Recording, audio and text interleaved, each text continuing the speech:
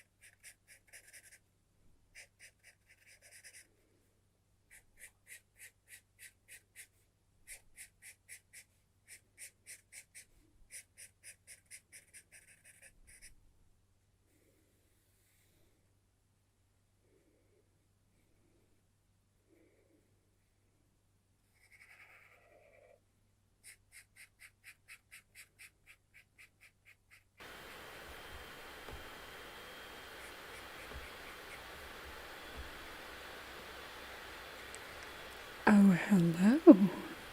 I think you can hear me now. If you can hear me, I'm going to take off our starting soon. Please let me know if you can hear me. I so hope that you can hear me.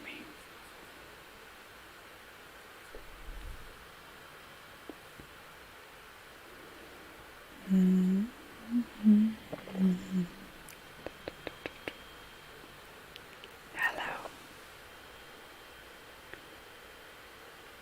Okay, good.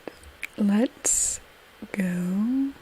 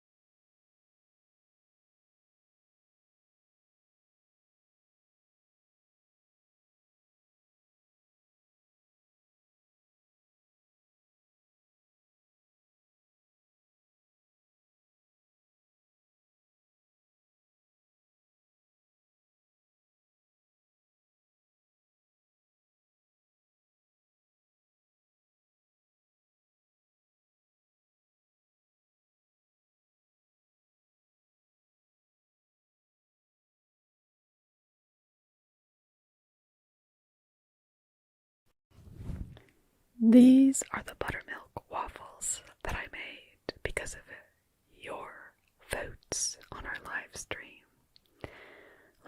Flour, corn. Okay, I know what happened.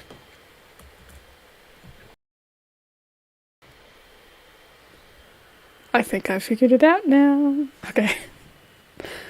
Hopefully you can all hear me now and see me. Hear me and see me. Yeah?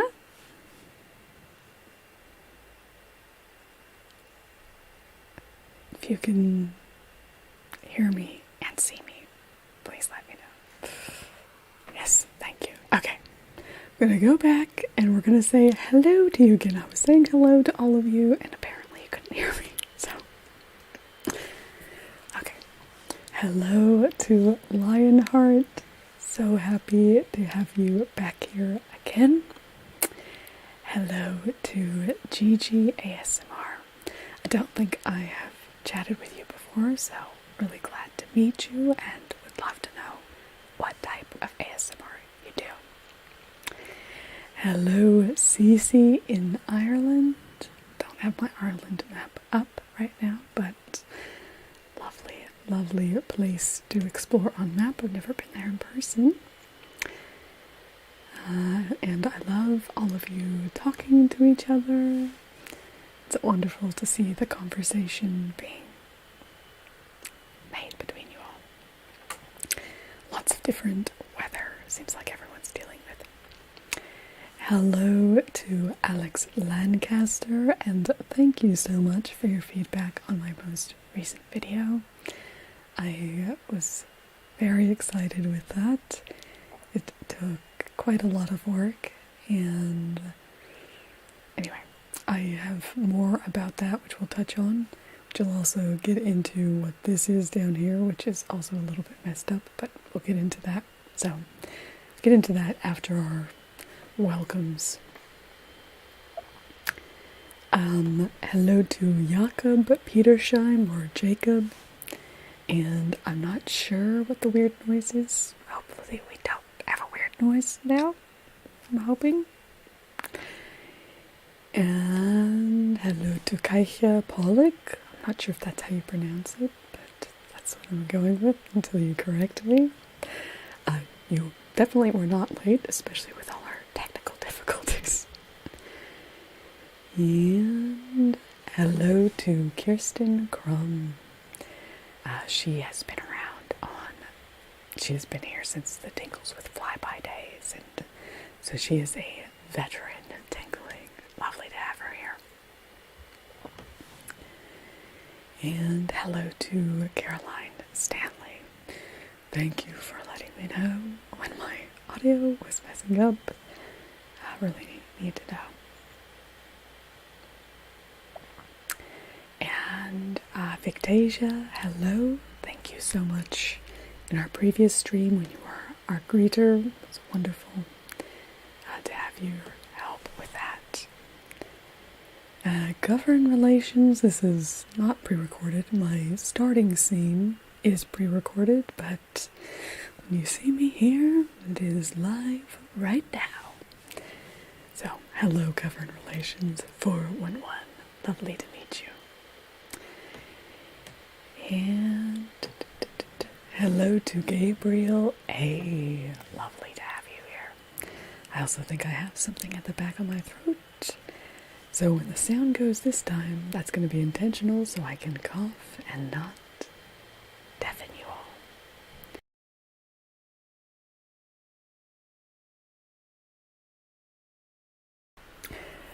all. Okay, yeah, the fan sound is loud here. Hello to Mr. M. So happy to have you here. And, Keisha. Kiche. I'm not good at pronouncing things when people write things out like that. Kiche? Yeah, there is a computer fan.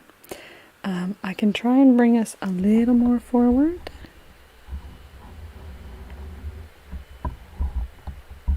So we're a little further away, and I don't want to push the computer too far away, otherwise our camera will be too far away as well. This chugs a bit. And we're live now. Okay, now I'll close Discord. I'm just going to try and close everything and see if we can get that to get rid of a bit of our sound. Yeah, I know it's not too bad, but if we can try and ditch some of that, that will be good. I love as soon as I start trying to make it quieter, it gets louder. Okay. Close all of that. Close that. Yes. Oh, yes. Congrats on the new baby. Of a boy or a girl? Love to hear about a little bundle of joy. And we can close those. We don't need Chrome open. I should have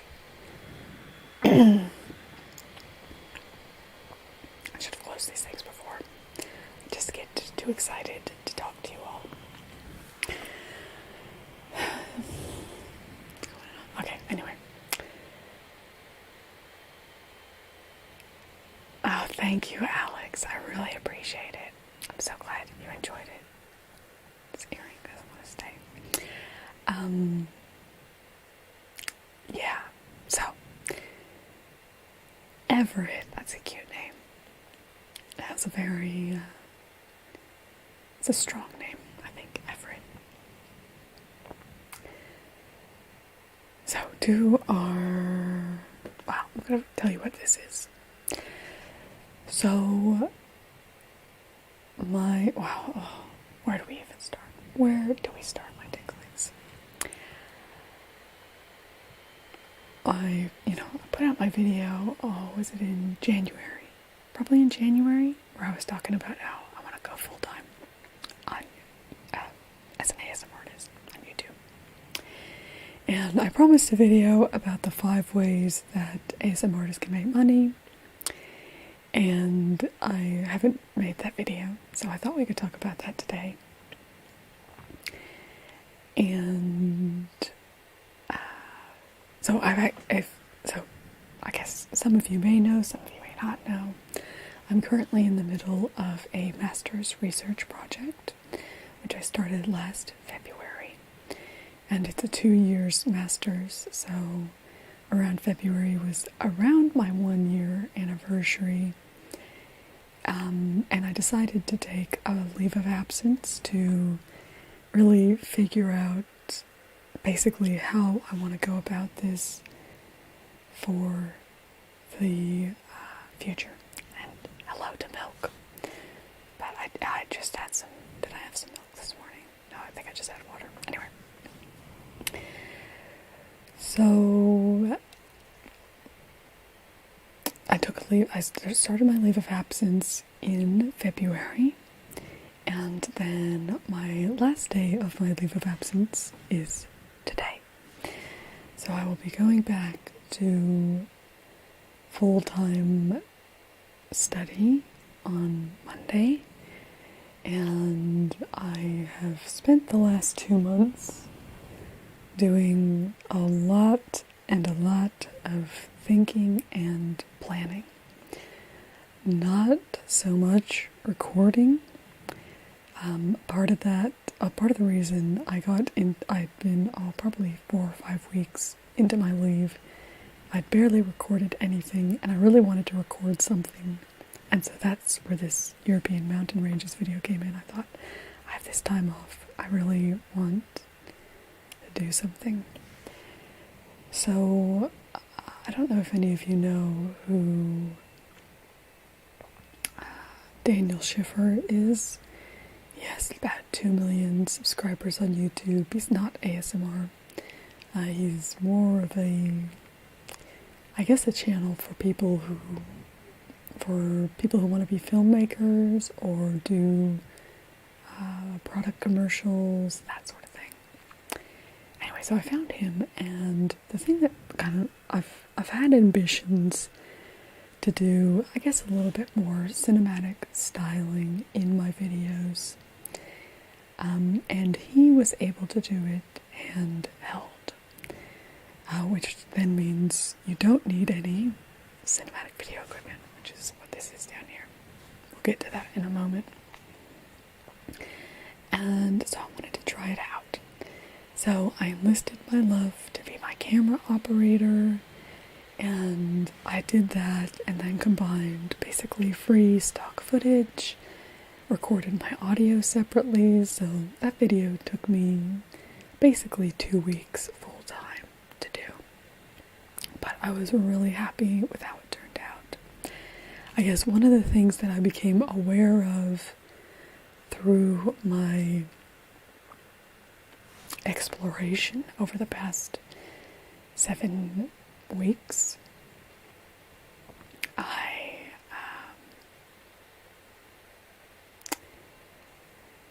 I'm getting distracted now about our hot chocolate discussions. I haven't had oat milk. Oat milk's not one I've had.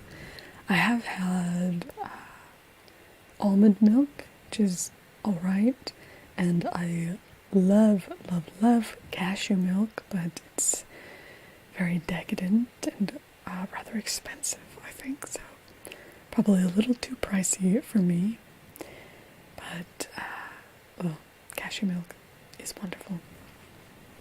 I actually had a recipe to make cashew milk.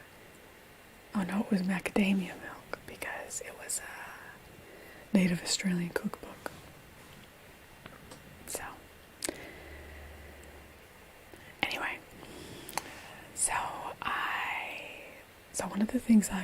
one of the real metrics, I guess, that I realized, I need to be slightly pointed down. There we go. One of the metrics I realized that I need to probably care about more. Tim Schmoyer, my other virtual coach, I guess, talks about, I saw in one video, and he was talking about how basically when you can get your average view percentage to, or maybe it's retention, basically when 50% of the people who start watching your video watch till the end of your video, then that starts to send really strong signals to YouTube that this is a quality video, and they will tend to promote it more. And so I've been trying to increase my retention over the past year or so, but just more of a vague, okay, let's try and improve it, but not much of a thought on where, I guess, what sort of target I would want to be hitting. So with my plating video, to do like simple secrets to elegant plating, for that video I had about 33% retention, which is really good for me. And I've had decent retention on my breakfast video, although being 32 minutes long, it's very hard to get people to say, good night, Kirsten, so lovely to have you, and snuggle that baby for us. I think actually we were around when Kirsten got married. Just thinking that, because I think I remember when she got married, I think. Good night, guy. Yeah, you can call, you can just call me Flyby. That's usually what I go by online. It's Flyby. But good night. So,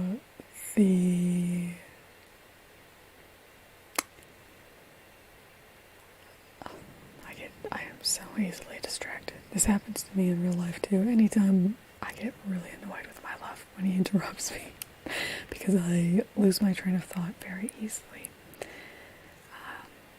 Something I'm constantly complaining about. Oh yeah, so 30% metric. So one of my real targets with the European mountain ranges video, I guess, was to make a video that I hoped would have 50% retention. Which it doesn't, but it is far and away the best video performance that I've had in that metric. Hello, I'm just a car guy, and hello to David Dwyer, one of our Tingledom heroes. He's the one who keeps the lights on and makes it so we can keep making videos. So, and thank you. I am hoping to really push that, which is, I guess, kind of what we're going into right now. I thought for a second my microphone was off. So, part of the realization... So that mountain ranges video was a combination of basically my love holding the camera. We recorded in slow motion, so I play it back.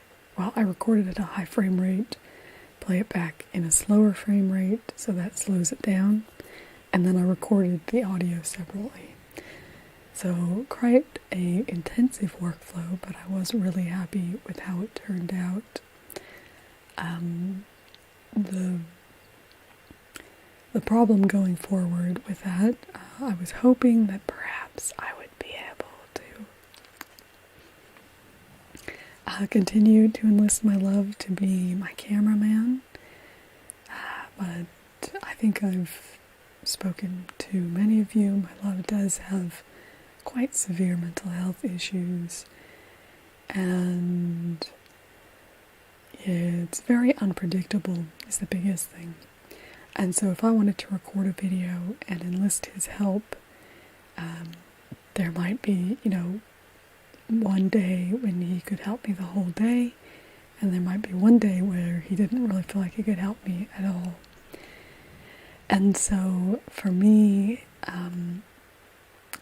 if I want to be really serious about, making the quality and type of videos that I want to, in, pushing forward to that next level and pushing to where I want to be, it's not really a reliable enough workflow, I guess, for me to be able to do that. My plan for that was only ever for that to be fairly temporary. I thought, okay, maybe we could do that for a few months. I could grow a bit, save up my money, and then buy some video equipment to be able to do those type of videos that I want to do and work through that. I'm going to have to mute you again. I'm going to have to cough.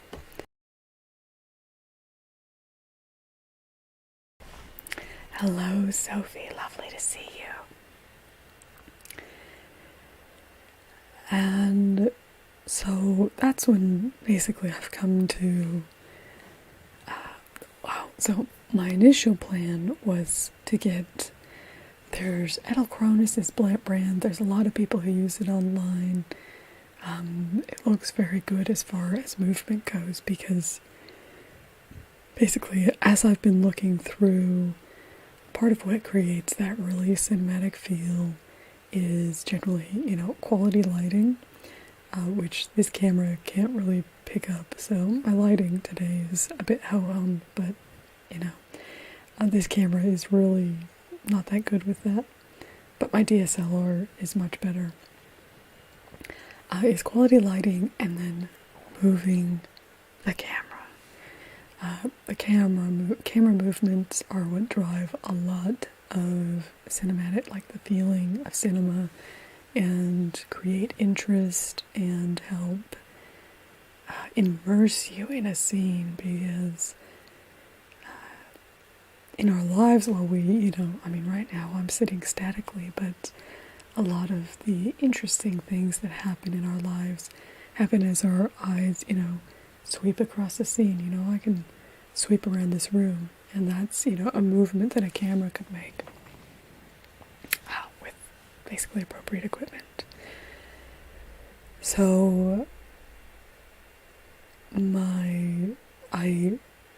taking everything that I have right now, so all of my membership money and the patron revenue that I have from people who are kind of still hanging on over Patreon. If any of you are new, just come over to memberships. This is where everything will be, so I really suggest you come over here. But I've left that open so that, because I know some people, it's just easier to just keep supporting the way they always have. So this is what this is down here. 452. This is Australian dollars. I did actually convert this, but then apparently that didn't save. So, which is actually basically $365 American. And to get the piece of equipment, so I could basically just do my first rudimentary camera movements on my own, so I could still have my hands and be in it. So is 400, so this side, $465. So we're not very far away from being able to do that, and I am very desperate to be able to get this, because I really want to be able to delve in and explore that. So that's what this is. It's our donation and live chat. So this will update for any donations that are made. but I don't know how it will work if you do SuperChat or become a member or anything like that. So that is that. But part of my vision, I guess, for the future, I think if I want to be a full-time ASMRtist, I probably need to grow my subscriber base to be larger than it is. While I don't actually, when we get to the 5 ways for ASMRtists to make money, you'll see that when we actually get to crunching numbers and that sort of thing on what it would actually take me to be full-time, those numbers are actually within. Hello, Batrima. I don't know what Ville Contact means, but hello. Those numbers actually are feasible within our current tingling numbers, but I think it's much more realistic and likely to happen if we grow our base. So that's what we'll be looking at today. So without further ado, let's get into our 5 ways that ASMRtists can make money. And the first is probably quite obvious to people, and that is ad revenue. So whenever you see an ad at the beginning of a video, a very, very small percentage, well, a very, very small amount of money is paid to the artist for that ad. So for 1,000, let's see, for me, generally about 1,000 views is worth $2 or $3.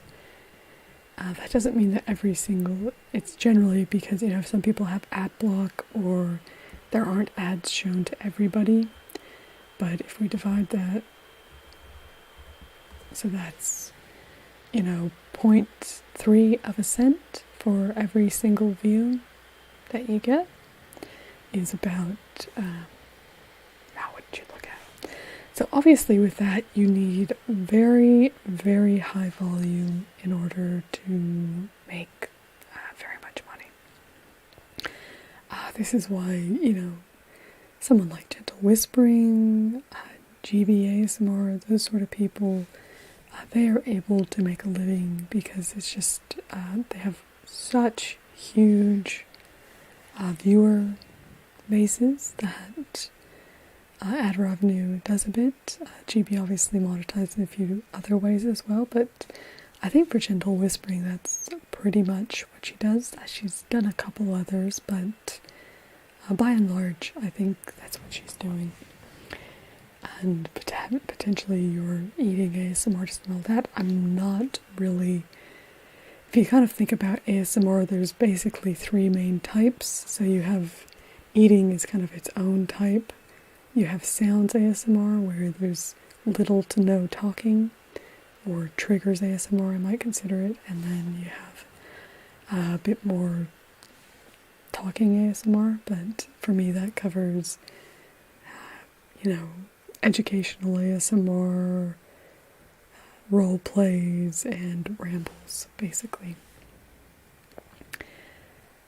And so there are a lot of people in that area who are, I guess it's something that kind of bothers me as an ASMR consumer, not as an ASMRtist as much, because I'm talking about people who probably have 10 times my views and subscriber base, but it bothers me, I guess, conceptually that somebody can have almost 200,000 subscribers, they're getting all these views on every video, and these people would still feel like they need to have another job to support them, so it's more of just a part-time income. I won't say who I'm talking about, but there's a few people who I'm thinking about, but it's definitely something that exists. And it, to me, is a problem with the ASMR community that I think we need to address, because I think it's better for everyone if we're not creating situations where much-loved ASMR artists end up leaving the platform because they can't really keep doing what they're doing. So, but that's conceptually more that I'm not really... I heard something from Mr. Beast, and very much resonated with me, and he said, I knew I wanted to do YouTube. I just knew I'd either be living a very meager existence or a very good existence doing so. So it was just, he knew he wanted to do it. He knew that's what he wanted, and if it meant he, lived with his parents forever, then so be it. I don't necessarily have the ability to, I'm 35, so I do have to bring in some sort of income, but it's something where I think I see it as always a part of my future, I guess. I would never want to leave. It more just depends on, I guess, what sort of frequency and quality I'd be able to do. But so that's the whole view, I guess, for me in the next year or so, is to figure out how to get from where I'm at to where I would need to be so that I could do this full time, because I love it, and I think it's really meaningful work. I think it is something that makes a big difference to people and touches people's lives, and that's what I want to do. And so, hello, pillow guy. And so, my main understanding is, while ad revenue may be a small part of the future, it's not a large part, and for me, I'd really prefer not to have ads at all, which I may touch on later. But anyway, so I think at some point I would like to actually just completely remove ads off my channel, but right now, even though it's a small amount of money, it's still more than I get from anything else. And yeah, go ahead, pillow guy. This is for you. So this earring doesn't like to stay straight, does it? Anyway, so but my goal eventually would be to have no ads on my channel. I would like it so people could watch a playlist. They could create a playlist of all my videos and never once hear an ad. They could just put that on to go to sleep and, just use that like that. Yeah, they do. I mean, that's the thing. Anyway, that's a definite topic, but we're not quite mainstream enough, I think, for that to happen. Obviously, there are some ASMR ads, but it would definitely decrease the revenue opportunities for ASMRtists if you did that, because then you would be restricted to only people who advertised in a very particular way. But I do think it would be savvy from advertisers to strategize that way, because people, love when they get ASMR ads. And to answer you, pillow guy, I just talk very softly. I don't really, basically it in a nutshell. It's just staying quiet and whispering. So the other thing is, if you think about, so advertising can be a larger component to monetization for other genres, then it's actually even possible to really be for ASMR. And the thing with that is because in other genres, you can put an ad at the end of a video, you can put ads in the middle of videos, and it's somewhat annoying, but it doesn't completely destroy the experience of the video. The ASMR community, I think we're all fairly used to and accept the fact of, having ads before the video, but no one wants ads in the middle and nobody wants ads at the end. And so I think that's a big, it's very limited in scope how much the options are for increasing revenue through that area, because just because of the nature of the experience, it's not very conducive to being ad supported. I just don't think it is. I think people have very niche desires and wants with ASMR as well.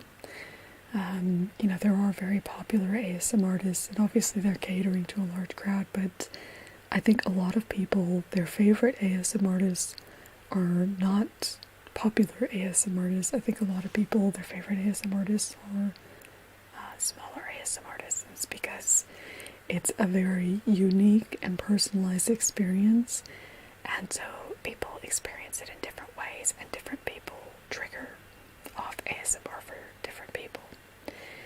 And so, yeah, you can't have ads in the middle or end. It's not feasible.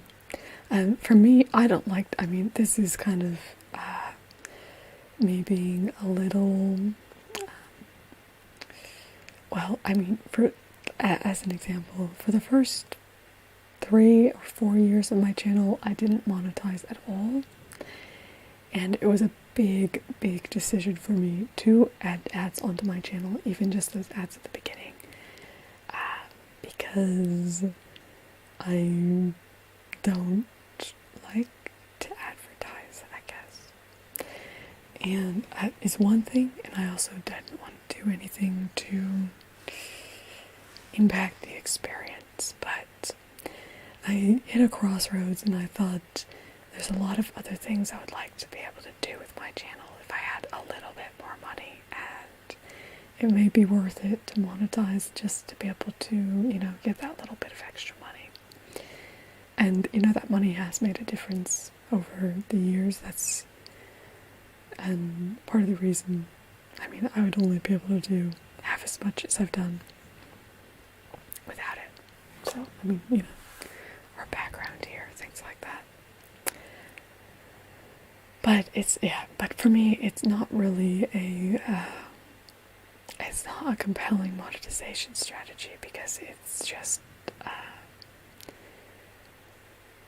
it's a big grind. You have to become very, very popular for it to work.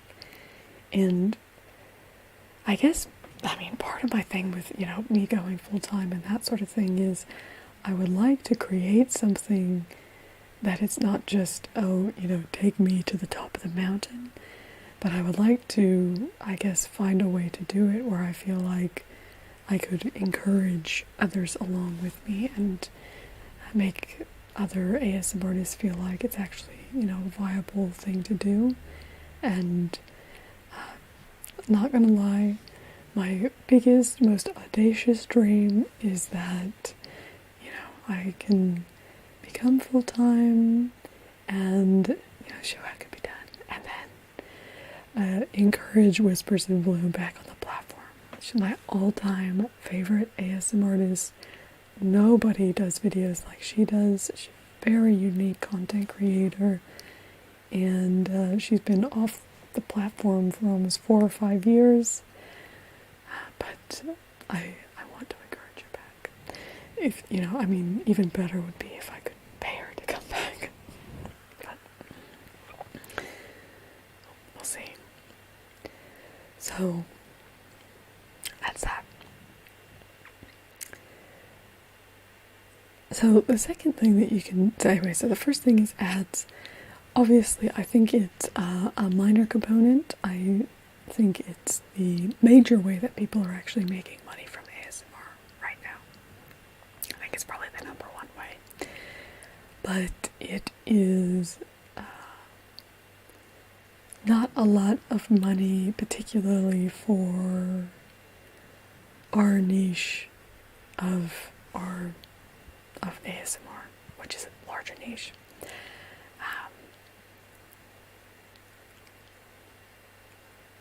Because particularly, like, so in role plays and that sort of thing, with making role plays and all that, you have a lot more, set design, etc., as opposed to an eating ASMRtist who is just setting something up here. They have to make it look pretty to become popular and that sort of thing. I'm not saying that there's no work that goes into it. I'm just saying there are not as many costs associated with it. You're not setting up costuming, you're not setting up sets, you're not setting up... I don't think your equipment really needs to be as good either in that way. But I have no interest in eating ASMR, so I'm really not the best person to ask about that. And yes, Dave, I know, I love Whispers in Bloom. It's my favorite. I want to bring her back. I want to bring her back so much, but first I have to sort myself out, then we can get to the future. So, I don't think it's the most promising horizon, is what I'll say. The second thing is, and this is the way a lot of, there are a few different options for this, but this is selling products.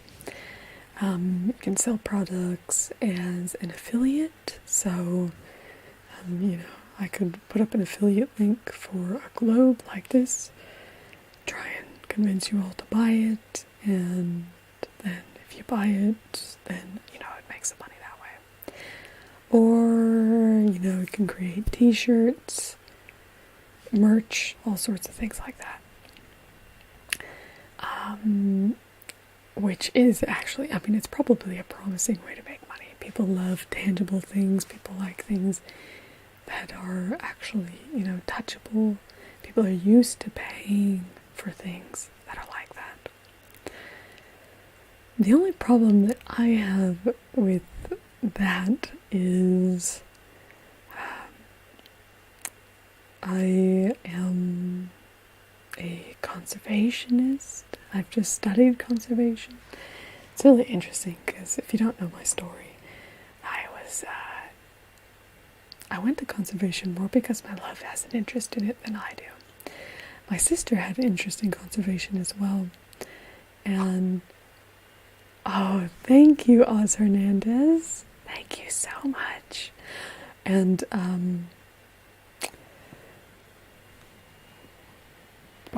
menu readings is part of the future, which I will hopefully get to at some point in this live stream. But thank you so much. I wish that showed up, so that should push us up on our... Let's do... Can I do that? No. Oh, test widgets. That didn't move it up. Okay, sorry, that wasn't real. The Oz Hernandez one was real. I was just testing something to see if I could get this thing to move up. Oh, I know, I can do it here. So, this one? Oh. I'm actually gonna okay, I'm gonna fix this. So our goal amount is... what, 345? Oh, but now we're going to have 25 edition. So 370. So we are closer to our goal. I don't know why this isn't actually working. Let's just do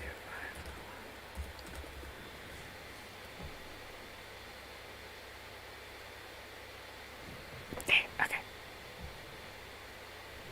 We are closer. Okay. So, being a conservationist, the idea of basically, okay, this is so loud. My fan is so loud. Okay, anyway, now I'm just distracted by the sound of my fan.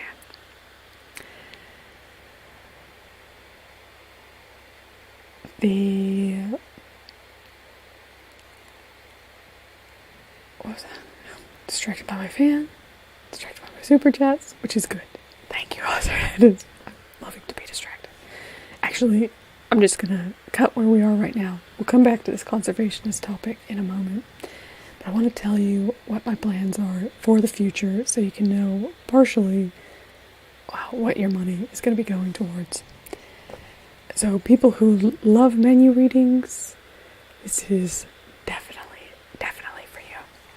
So if you saw my most recent map video, and I was trying cinematic video, my vision for the future is to make 10 absolutely amazing short film quality restaurant videos.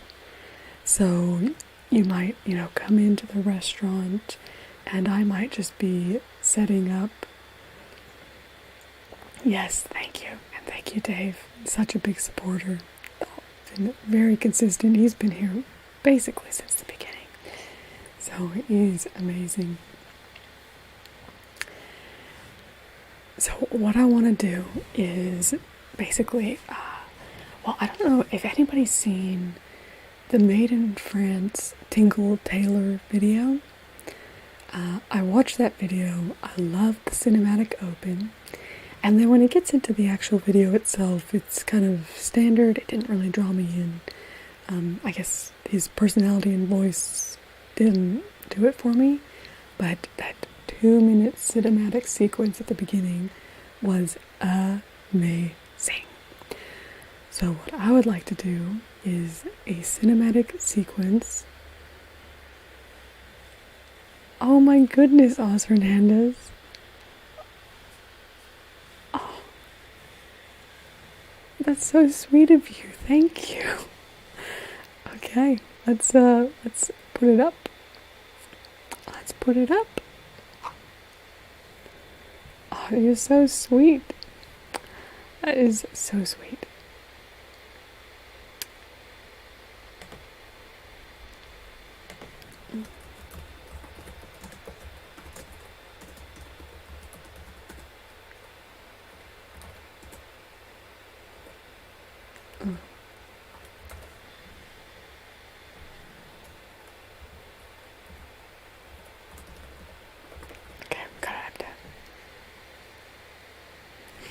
There we go.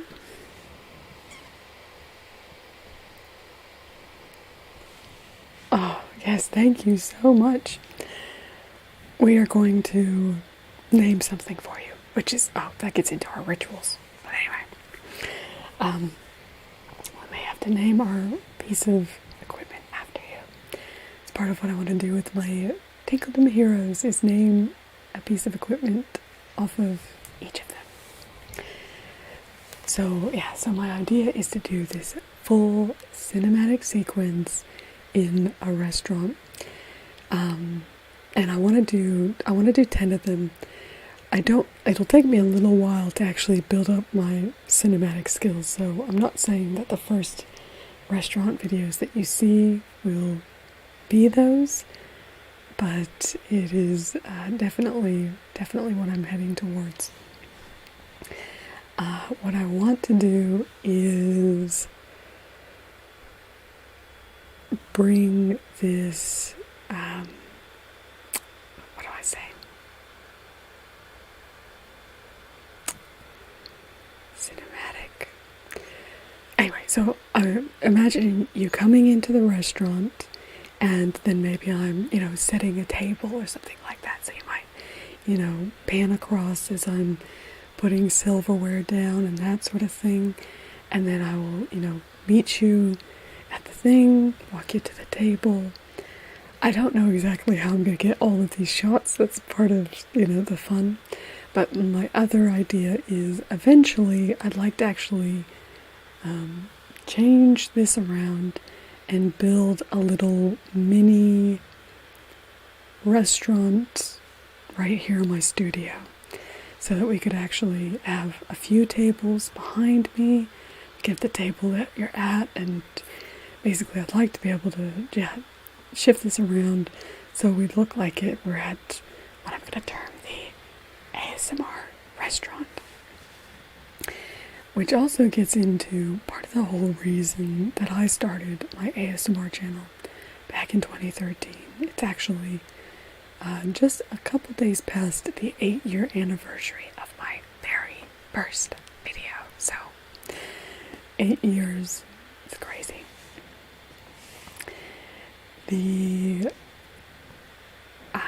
But one of the reasons I wanted to start my channel was because I wanted to inspire other people to make the type of ASMR content that I love, because I wanted to see more of the content that I love. And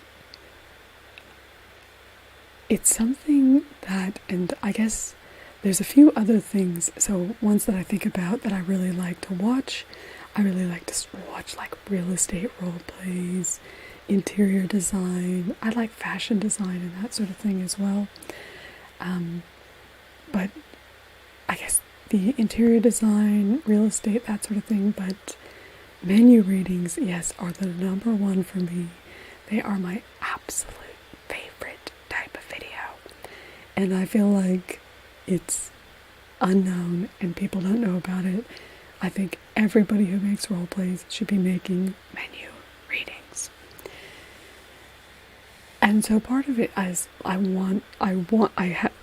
been doing this for 8 years, and I don't feel like I think I've inspired a Sweet Lily Moon. I think she's done it because of me, but otherwise I don't know if anybody else has done it because of me. I don't know that I've actually accomplished my goal in inspiring people to make those type of videos.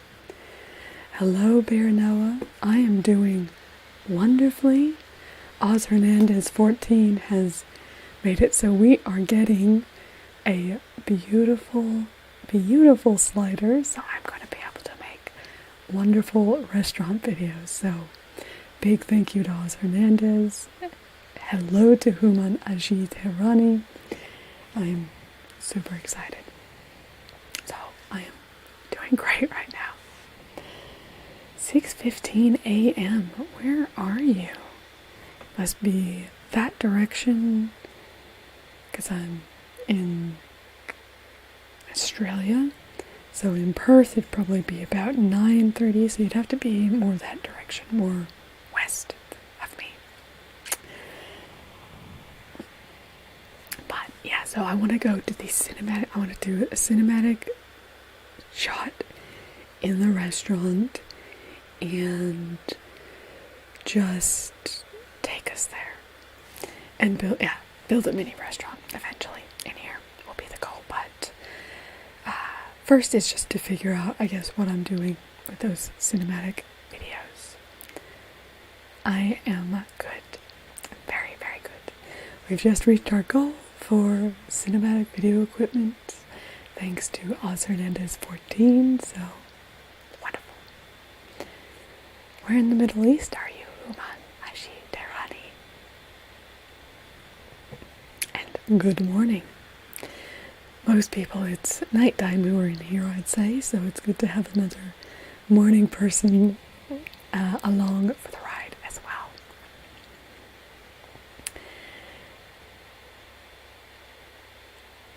Yeah, so ASMR restaurant. Oh, and then the little idea I had yesterday. Oh, in Tehran, in Iran. Lovely. Wonderful to have you here. I hope you are nice and relaxed. So the idea with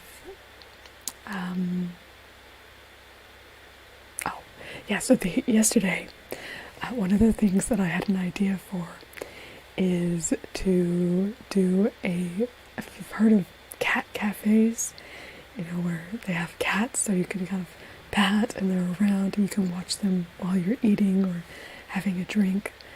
And I was thinking, because I had this wood out in my kitchen area because I was trying to recreate a Daniel Schiffer little sequence. It was during that me and my love kind of came to the realization that it probably wasn't going to work the best to have him doing everything, and that I would need to kind of figure myself out, I guess. And so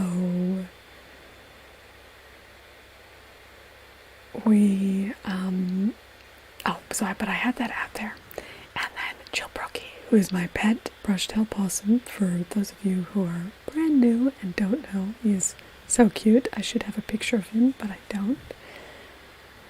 Yeah, I don't have a picture of him. He's asleep under my love's legs right now, I believe, in bed. He's so cute. But anyway, I thought it would be so fun to have a possum cafe. So you walk in and you see, you know, these possums scurrying about. Just a little hint for the behind the scenes. They would all be Jill Brookie. But the way you can actually shoot with this piece of equipment that we are getting now, you can actually make it look like you stitch multiple shots together, and it makes it look like there's like 3 possums there. So I just think that would be so fun. So that will probably be one of our ASMR restaurants that we do. Very exciting. So, okay, let's get a little vote, because I've titled this the 5 ways for ASMRtists to make money, but I think we're probably having more fun talking about the creative direction of the future. So let's do a smiley face over here. We're going to let you vote. A smiley face over here if you want to me to keep going with the 5 ways that ASMRtists make money. And a thumbs up over here if you want to vote for us talking more about, I guess, my creative vision for the future. So, go forth and vote. I don't know why this is so loud. Let's see if I can close anything down while you all are voting.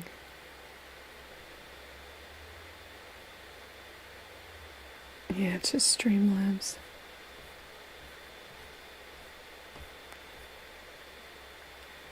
No, it's just Streamlabs.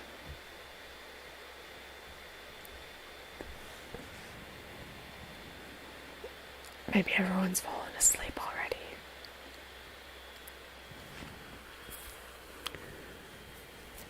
It's just so loud. Main background, that's that one. Yep. That's me. Okay. Alerts. Yep. Remember, yeah, we still have one.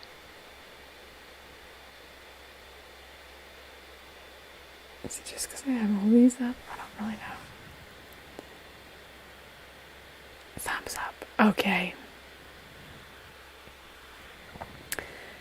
Wow, we've only got one vote here, and it's from my love, so we're going to keep going with this. So, part of I've had a lot of thinking. This actually gets into, I told you, I have all these. I'm going to show you. So, this is a list of my ideas for what I could do to basically become a full-time ASMRtist. This is all of my brainstorming. I have these all up on the wall, and they've all been distilled down to 20 ideas, which my 3 favorite ideas are basically this cinematic video idea. And as I said, it's 10 cinematic videos. I envision that I would be able to do the first one probably in a few months. As soon as I get the equipment, I'll start doing them, but I kind of think my first 2 or 3 won't really count per se, because it'll take me a little bit of time to figure out how to get it to the level that my vision in my head matches what I'm actually bringing out. And so that is just going to take a bit of time and experimenting and that sort of thing. So I'll be excited for that. But my big drawback with that sort of thing is, this latest video that I did took 2 weeks to make. And I'm only going to be able to be seriously working on things about 1 to 2 days a week going forward, because obviously most of my time is going to be spent, trying to get a paper published by Nature. Essentially, I have my research, and I'm going to be writing up a research paper, because that's, what my full-time job is, basically.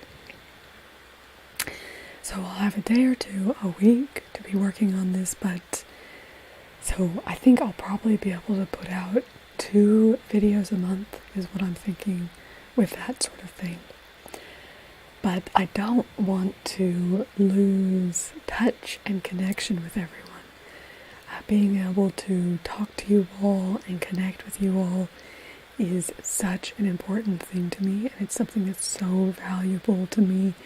It brightens my day, and it's something I really, really want. So this is where I guess I'd be looking for a little bit of your feedback on the best way to keep that connection while my, main videos that I'm investing a lot of effort in are only coming out, once or twice a month.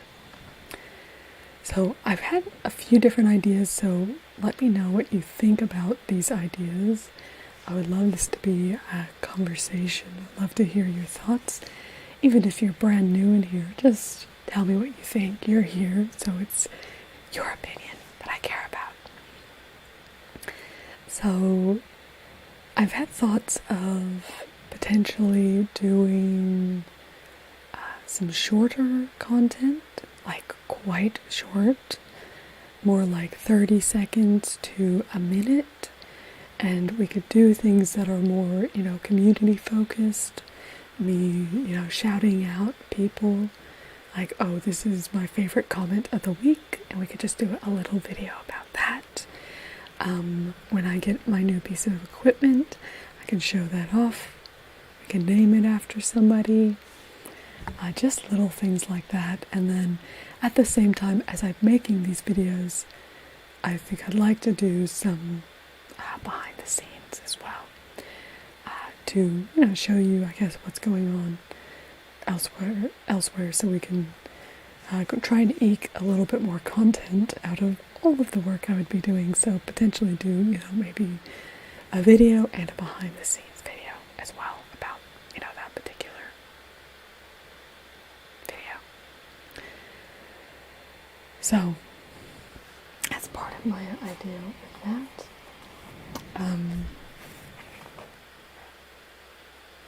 That's not what I was looking at. So I've been thinking about, but I really don't know what people actually think about very short videos. I guess I worry about having really short videos and it making people annoyed, or not wanting, just not liking it because it's like that. That's something I worry about. Yeah. Thank you, Oz Hernandez. You are an important contributor to our creative future now. Much as all of my members and patrons are as well. A big thank you to, we have 2 of them in here right now, David Dwyer and Machiavelli's on his other account, but he is a supporter. Hello, Antonio. I'm not doing Inaudible right now, but thank you for the request. I am a soft-spoken and whisper girl. That's what you expect from Flyby here.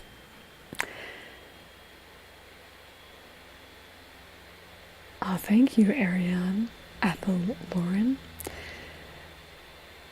So I guess that's what I'm curious about. Yeah, it wouldn't really be, I guess the point of them wouldn't as much be, I guess they wouldn't, they would be ASMR, but they wouldn't be, obviously it would be my normal style, but for me they would be more of a community connection type video than trying to induce ASMR. So, I definitely feel you, Supernova. I know longer videos are actually quite interesting, and I think it really depends on the person. For me,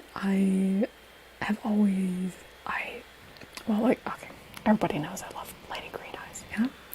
I love her menu readings, I love her, dessert descriptions are my absolute favorite.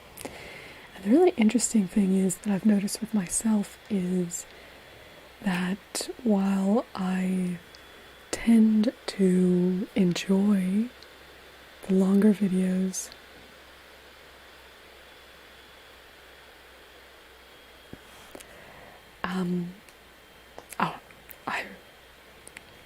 I'm always ready for your opinions, Supernova, definitely. I think a part of what I would like it to feel like we are a bit more collaborative. You are somebody who is a supporter of my channel, so I definitely appreciate that, and I want to, I guess, keep you in and know what I'm thinking and where I'm going, and the purpose of that.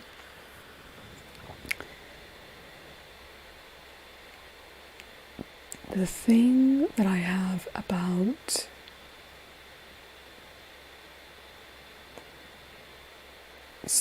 if you're making income on YouTube, you need to pay tax on it if you are making a profit.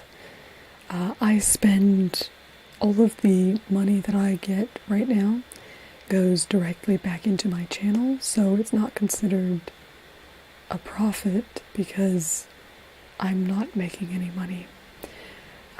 So if you get revenue but it isn't a profit, you only have to pay tax on profits, not on revenue. So I haven't paid a cent of tax for anything on my channel, but I've reinvested everything that I've gotten back so far into my channel. So, but really, if you are at a point where you're making profit, then people definitely do have to pay tax on what they're making. So, anyway, but to address Supernova and your thoughts about, longer, low-effort videos is...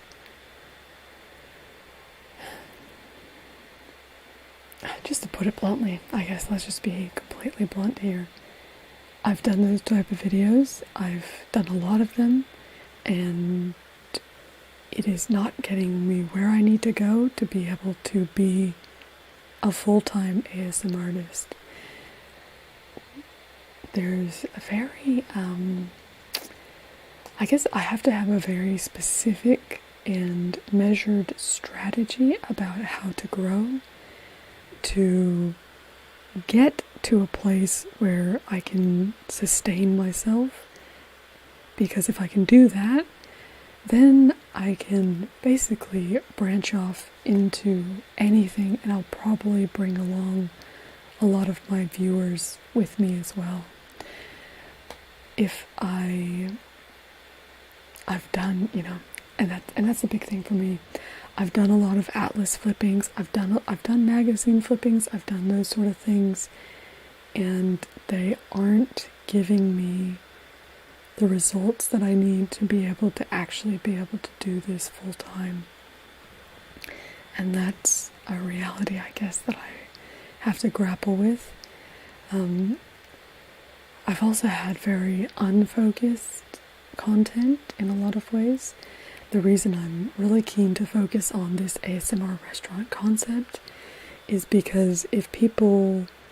Hello, Jenny, lovely to have you here. Is that if people find I need to be known for something, I guess, in the ASMR community. And I'm kind of known for maps a little bit, but I also do a lot of other things. I'm not known for that. If there is one thing that I would want to be known for in this community, it would be to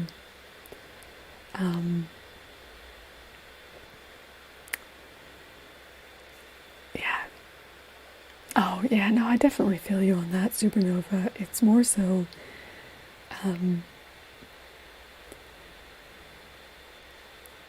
hello, Douglas Felipe de Oliveira. Anyway, but if there's one thing that I want to be known for, it is food, but not eating ASMR. I love food. I am a foodie. I love food, and I love food ASMR. But I hate eating ASMR. Just gonna go out there and just say it. I'm not gonna shy away from being divisive, I guess. And I'm not saying that people shouldn't enjoy eating ASMR. I think it's great that people find something that relaxes them. I'm glad that people enjoy that. But it's not me, and I want content that will cater to my preferences. I want content that will be what I would like. And the number one way that I would like to influence the ASMR community is to bring more menu readings and more restaurant videos. And so I want to be known for making high quality restaurant videos like that, I guess. But I take your point. I mean, the big problem is to get the metrics how I want them to be, because I do think I need to have a high view percentage on the majority of my videos. That is part of how YouTube works. If we were on a ASMR alone platform, the metrics would probably be quite different, because I think it would be well, if I was to set up my own ASMR platform and, be recommending content and everything like that, I think the metrics would be based much more around, probably I would have a little button that you could click where you've actually experienced ASMR with the video. And then, I mean, I would love to have that data. That for me would be the number one thing that would drive the type of ASMR content that I want to make, because what I want to do is help people feel tingles. That's really what I want to do. And so I would love to be able to get data on when are people actually feeling tingles throughout my video, but also which videos are bringing the most tingles to people. But that being said, the ASMR community, for the most part... Oh, thank you, Asa Hernandez. But for the most part, I forgot what I was saying, because now I'm just thinking about, there's this restaurant, Licorice, that I used to love to go to. They've actually closed now, I think. They were selling before the pandemic, so I think they were planning on getting out, and I think they just ended up closing down with COVID. But when we used to go there, they had this menu, and it's written out on like butcher paper each day. So it's a changing menu. It'll change every few days. And it's just written out on butcher paper. And so they don't have descriptions. And so every time you go, the waitress will then reel off, because she is the husband of the main chef, no, she's the wife.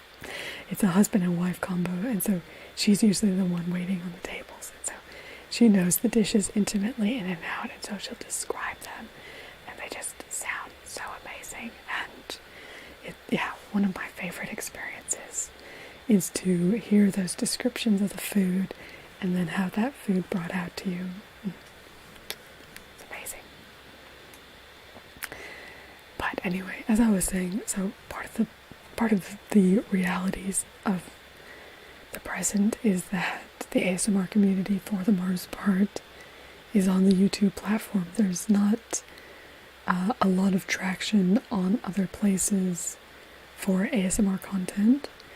Obviously there is some, Instagram and that sort of thing, but that's really, again, getting at that short form content. And so I guess it's a way that I would like to be able, and it's all about, because if I spend an hour making a flip through or an atlas or that sort of thing,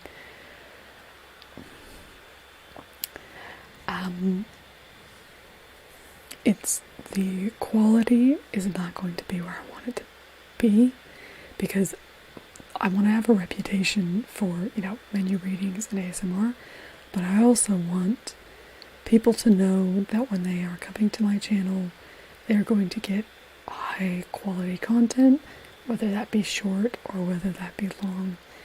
And to be able to really get that, I can make little, short snippets. I can show you a little preview of what might be coming in a future video, that sort of thing. But it's not really feasible on just 2 days a week to make the really high quality content I want and be making longer form content in really any other way. So it's a really difficult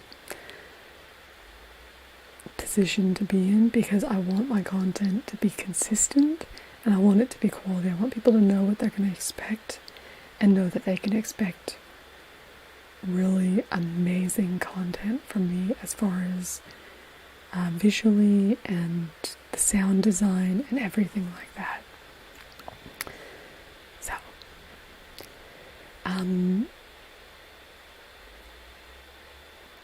because I think, a lot of people, and I get comments, I got a comment today, and it's not the first comment, it won't be the last. Lots of people tell me that, I'm underrated, you should have so many more subscribers, etc., etc., etc., etc. And I've kind of floated along on, oh yeah, I just haven't made it yet, I don't know, whatever. And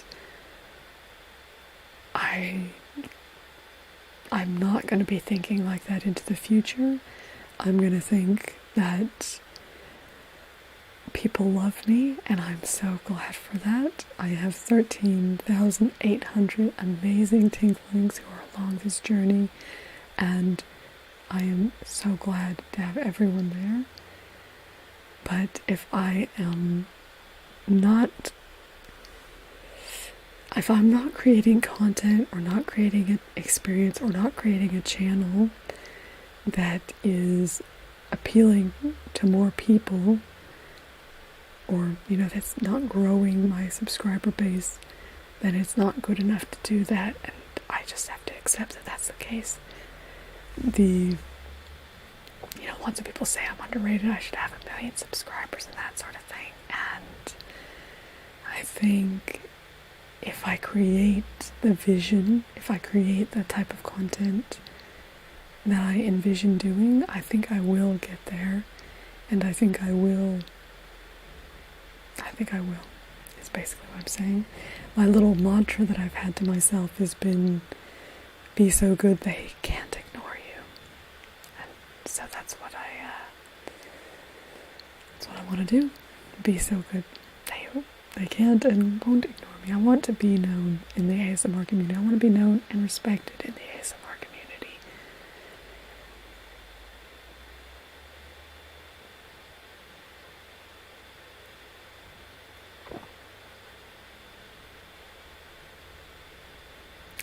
Yeah, and that's what I think. I think I think it has to be something like that. Oh, definitely. No, there definitely is. And the thing for me is the main formula that I see is a lot of the content that I think that people really enjoy is not the type of content that I enjoy. I guess that's really, with variable ASMRtists, there's some people who are doing stuff in, I know like for role plays, medical role plays are very, very popular. I don't like medical role plays at all. I don't like making them. I don't like watching them at all. It's not the kind of content I'm drawn towards. The only way I kind of like to dabble is in optometrist videos. But it's also, so, the person who I watch who gets the most views, who consistently makes menu reading ASMR, is Lottie Loves ASMR.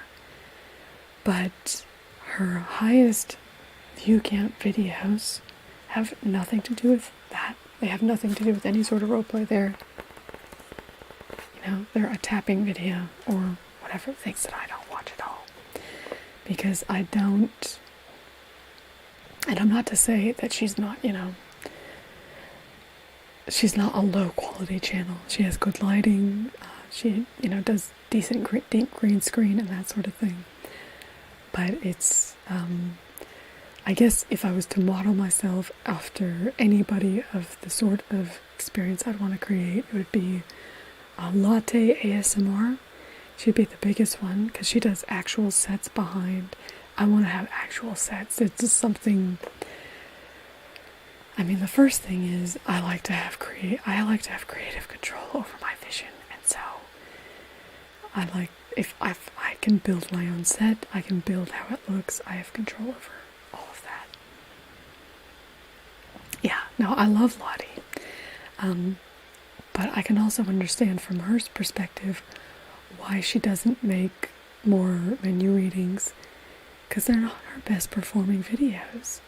Her best performing videos are ones that probably take less effort, less time, and, and I know GB was talking about that as well. It's something even she, confronts is she makes trigger videos and tapping videos and something like that, and those get a lot more views than the videos that she spends a lot of time researching, delving into, creating a character, creating backgrounds. Those just don't perform as well. And so it's something, because there is a bit of, because I think there's actually, anyway, as I said, I think that there are, these three main types of ASMR, and then, articulate design, that's like, if I think about, articulate design, when you watch his videos, you know what you're going to get with him, you know what it's going to be like. And that's, I don't think I have a consistent vision and content type where people actually know what they're getting with me. And so, I mean, that's what I really want to go for in the future, I guess. And I'm just skipping past the middle part where I do kind of good quality but not extreme quality, and I'm just heading straight to the top of the mountain. I want them to feel cinematic because I think it's the best way to, I think it's a good way to draw attention, but I also think they will create unique experiences that don't actually exist in the ASMR community as well. As I said, Made in France with his cinematic intro to the Tingle Tailor, there was 2 minutes of it. You see previews in certain videos, and there is some of that, but I mean, I don't make any money right now in cyberspace, so that will remain to be seen if I can actually accomplish my goals, which my overall goal, and this is why Supernova and Dave Dwyer are so important to the long-term health of this channel and they are our heroes. That's why I call them Tingledom heroes, is because we'll skip past to the end. The fifth, and to me, the best way for ASMR to make money is through subscription revenue. Ad revenue, as I said, it has a upper limit really with ASMR, and you have to be oh so popular to get there, and I think it's too much. Sponsorships, I just don't like. When I watch ASMR, if there's a sponsorship on the video, it kind of makes me cringe a bit, I guess. It's something that hurts my relationship with the ASMRtist. And to me, part of the whole point of creating ASMR, part of the whole point of being an ASMRtist, of being able to be a full-time ASMRtist. Yes, thank you, Abigail. That's my vision, is to be, kind of like Goodnight Moon with my own vision, but then, let's say on drugs. I want it to be so cinematic that it just blows your mind. That's what I want. I want to blow your minds. So hopefully we'll get there. Be playing around with our Oz Hernandez slider is probably what it's going to be. Our first piece of equipment. But yeah, that's what I want to do so much. But so sponsorships, to me, I love the relationships that I build with you as my viewers, with Abigail and Human and Oz Hernandez and Supernova, Douglas, Philippe, just getting to know you, to know your names, to know that. And I don't want you to think, that I'm just willing to sell you off to another brand, that I'm going to use your attention and your time to say, buy this picture frame. It's just, or, if you've been on YouTube, Squarespace, all these different ones, I don't want to be selling Squarespace. I don't want to interrupt that ASMR experience. Thank you, Oz Hernandez. Thank you, as our newest Tingledom hero. Please lie by. We'd like to announce our newest Tingledom hero. So glad that you are here. So I think we are going to name our slider for you Oz Hernandez, because you are going to be a huge part of our vision. Because you have been the cherry on top. So that brings us to 19 members, I believe, 19 heroes. And those heroes are, to me, what I see as the future, because it's actually not that many too. Anyway, so I'm going to tell you the negatives of the other ones. So sponsorships are the other one. And I basically just refuse to do sponsorships. That being said, there would probably be very rare occasions where I would do sponsorships if I just thought, oh my goodness, this is something that I would want to tell you about anyway. Then I would probably accept money to tell you about it, but only if that was the case. It's only basically if it was something where I would go out chasing, being like, hey, do you want to sponsor me because I love your product?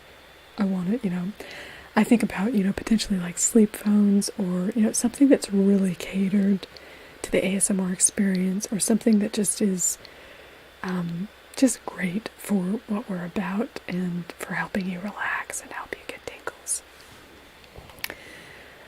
But other than that, not really. I don't want to be somebody who's promoting apps, which waste your time. Game playing apps are some of the ones that I've seen, and a lot of the way game playing apps are set up are built to basically manipulate our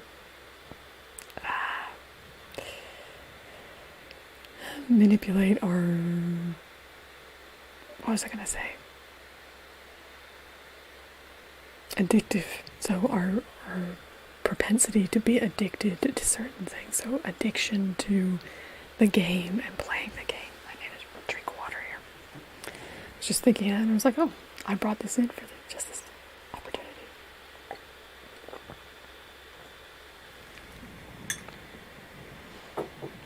But so sponsorships are not the way I want to go forward. I mean, you see on so many YouTube channels, if you watch a lot outside of the ASMR community, you see a lot more. And so many things are sponsored. And I just don't want to be doing that. I don't want to be using Oscar. Okay, wonderful. Thank you, Oscar, so much. And good to know you better. And now you should show off all of your little exclusive emojis as well. You can show people what you get when you become a member for their emojis. So sponsorships to me, they talk about relationships that you have with a celebrity, and I think it's called parasympathetic or something like that. Oh, thank you, Supernova, for the donation. So kind. All are so sweet. Just amazing. Supernova should show off. You all should show off your emojis, because the members' emojis, I'm very proud of them. I hired a graphic designer to help me with them, so I think they're really fun. We got so many who are just really helping us along with our vision. But yeah, so sponsorships to me, I don't want to sell you, I guess. That's how I think when we have the type of relationship I want to have with my viewers and with you, I don't want to be a celebrity, off here and, oh yeah, buy this and buy this. Like, I don't want to be, that. I want to be like your best friend. That's kind of the feel I want you to have with me. I want you to be able to feel like I'm going to be really straightforward. Oh yes, look at those. Those are beautiful, aren't they? But I want you to know that I'm going to be straightforward. I'm going to be honest with you. I'm going to tell you what I think. I'm going to be legit. I'm going to be relatable and realistic. Now, not to downplay anybody else, but probably the Lids is my #1 supporter of my channel. That is, I love. He gives me so much support and is so helpful to me. He is the reason we have our new Longest Mountain Ranges video with beautiful cinematic footage that proved to me that it could be done. Hello, Rory. Lovely to have you here. A wonderful name. It's the name of the captain of the crows, so I'm quite particular to it.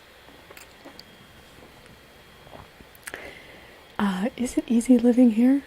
It is. I'm in Australia.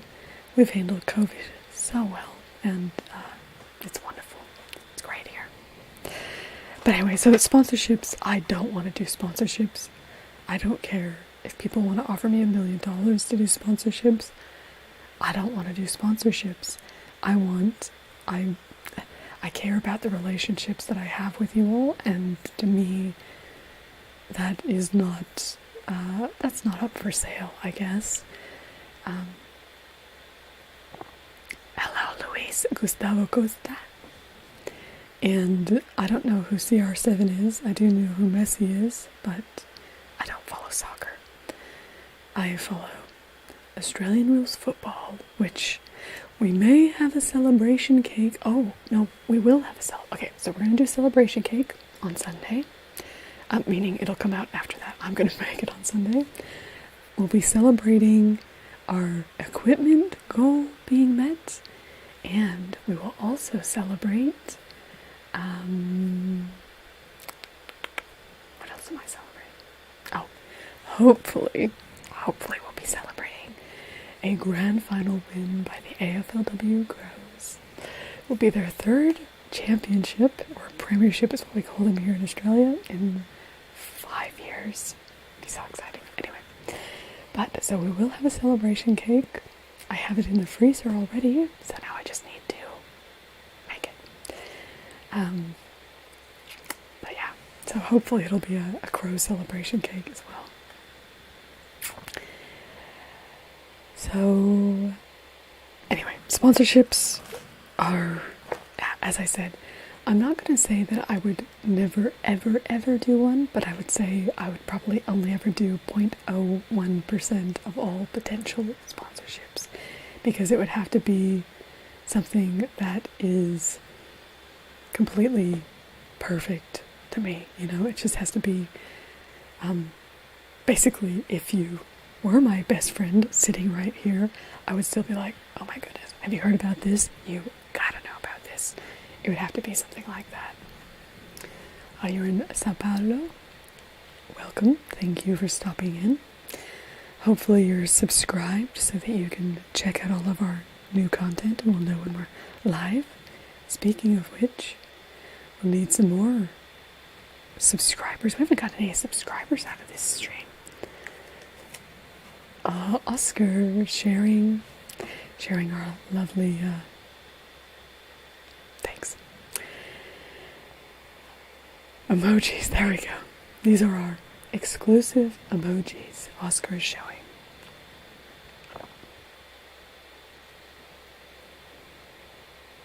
So what was I saying? Can't remember. Completely forgot. Oh, sponsorships. So the fourth one, and this is something that I am somewhat drawn to. Oh, I talked about merch. Basically, I'm a conservationist. I don't want people buying more crap. I don't want to be promoting people buying more stuff. I don't like. There are some necessities and there are some things that I think are very helpful and that sort of thing. But kind of the same with sponsorships, though a bit different. I don't really like to promote people buying more physical items and mining more resources from our earth. We are taxed as it is. We are having such a huge impact on the natural world around us. And whatever I'm doing, I don't want it to be contributing to that. I want it to be something where it's not contributing to that, where we're hopefully having a positive influence and helping people feel more satisfied with what they already have, rather than making you feel like you need more. I want people to feel satisfied and happy and at peace. Ooh. Almost had a burp there. But I want you to feel at peace. So that's the idea. So the other thing that you can do, and this is an idea that has, conceptually, it's a really appealing idea, but I'm not sure that it works out when you actually crunch the numbers, really. And so the idea, so one of the ideas that one of the ways that businesses make money is by selling services, going in, getting a massage, consulting services, telling people, how they can do things, that sort of thing. And so there's kind of, I guess, two ways that I could do that. One is a little bit more doable than the other, but I still think the numbers don't really work out. So you could do video commissions, so kind of like selling any sort of artwork. I could be selling ASMR videos that are completely customized and personalized to you. The big problem with that is if I sit down and make an ASMR video, it takes a particular amount of time to do that. Just to charge for that time in the beginning. Hello, Bethany, thank you. I do love my big hoops, although I don't like this one, just keeps not sitting. Did I put it in backwards? Makes me feel like it's in backwards. There's this one. There's this one. Just doesn't like to stay where it should. Is it because of the earbuds? I don't know why I have my earbuds in when it's not making any noise. Oh no, it was making noise. Okay. Don't mind me. NFTs. What are NFTs? NFTs. Okay, now I'm curious. I have to Google this. I'm sure you'll tell me in a second, but in case I have to wait for you to find out, I have no idea.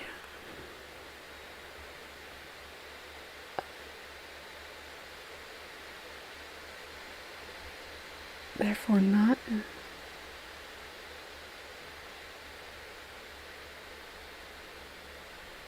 What?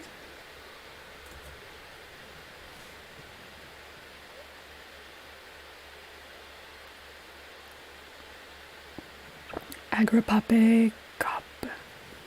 Yeah, no, definitely. Well, and that's what I mean. So doing customized videos, I think is, I think it's definitely something that people would find value in. But if I just charged, let's say, first of all, but Supernova, please tell us a bit more about what you mean about NFTs. I looked it up and I still don't really get it, so I'd have to spend a lot more time on it, I think, to truly understand what's actually going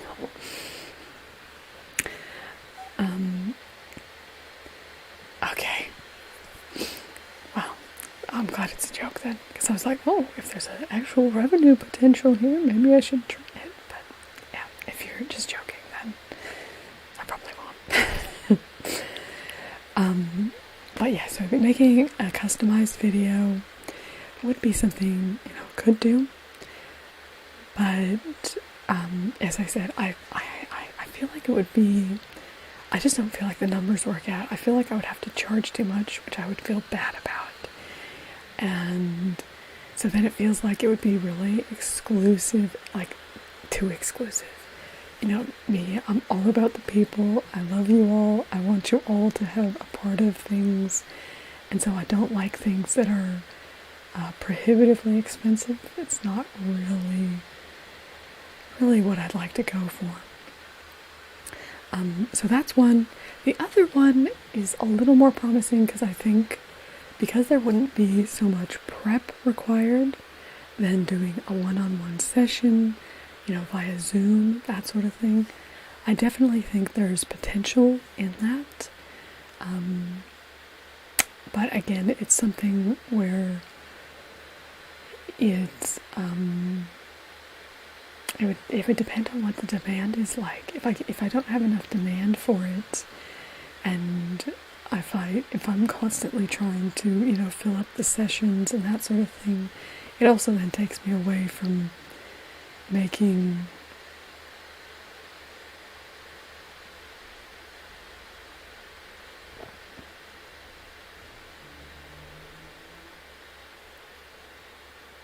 Oh, that's interesting. Wow, maybe I should sell NFTs on my cinematic short film restaurant ASMR. We'll see if we can, just get somebody to pay me, $200,000 for it anyway. Then if I sold one of those, then we just wouldn't have to worry about the rest of anything. Anyway. Doubtful though. I'd really have to gain a reputation for very high quality, I think, for that to happen.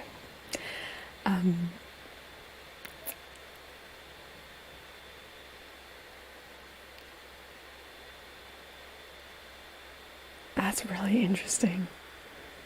We'll have to research that more because that sounds like interesting, an interesting thing.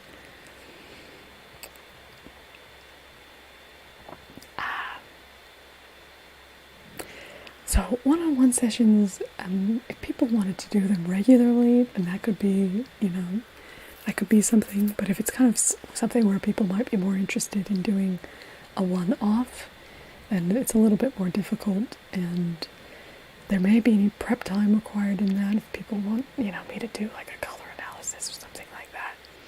I'm not trained in actual color analysis. I just play it on TV, that sort of thing. So it really depends. So I think there is promise in that sort of thing, but it's not it's not my preferred method, I guess. Which gets to the last, and there are actually, so across the world there's so in business I think they say there are 12 different types of business. Hello, Margarita. So lovely to see you. I'm glad you weren't here earlier when I was talking about how much I hate eating ASMR. No, I'm just kidding. That's why I'm telling you. Obviously, appreciate you and love you. I did say that I don't have a problem with people liking eating ASMR, and I'm really happy that that type of content exists for people who love it, but it is definitely not my thing. So, but I'm so glad you're here. And I'm so glad we can know these things about each other. I love how much variety and difference there is in people's ASMR preferences. I think it makes a very interesting world, and I'm happy to be a part of it. So as I was going through to make this thing about the 5 types of ways that you can make money as an ASMRtist, I considered there's basically 12 types of businesses. And so you can assume the other 7 are things that are just not really related to ASMR at all. Thank you. And for example, we have, insurance. Insurance really has nothing to do with ASMR, or buying a product and renting out use of that product, etc., etc., etc. Things like that. So those are all the things that, have been discounted and are not included. And the one that I think is the most promising and the best is a subscription model. It's very, very popular in our current world, and I think there's a very good reason for that. I think that I don't actually watch much. I don't really watch much sign language ASMR either. But hello, Microp ASMR. Lovely to see you. These waves, I think so. They make me think of claps. So, oops.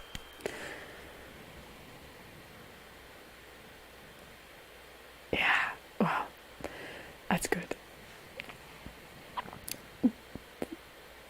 So I think with this, the thing I really love about a subscription model is it has a low barrier of entry. So we can create, some exclusive content, and if it's, $5 or $10 a month, that's, most people are going to feel like that's something they can access. It's not like if I'm charging $100 or $200 for an exclusive video. Well, not very many people are kicking around having that much money to do it. And so, I just, you know me. I want everybody to, I want it to be a community for everyone, and I want us to all feel like we can take part in it. And that's one of the biggest things of why I love the idea of subscriptions is, and that's why I'm looking at members. So if I get 500 members, then I'll be able to go full time. When I finish my master's, well, that's my goal. My goal is to have 500 members by the time I finish my master's. And if I do that, I won't have to look for another job. I will just be working for you. You will be my boss, basically. And it will be along the journey of this creative vision towards, creating videos and growing and getting to the base. Oh, you missed that earlier, Margarita. So my big thing that I'm going for right now is I want to make 10 incredibly, ridiculously cinematic ASMR restaurant videos. Just like short film quality.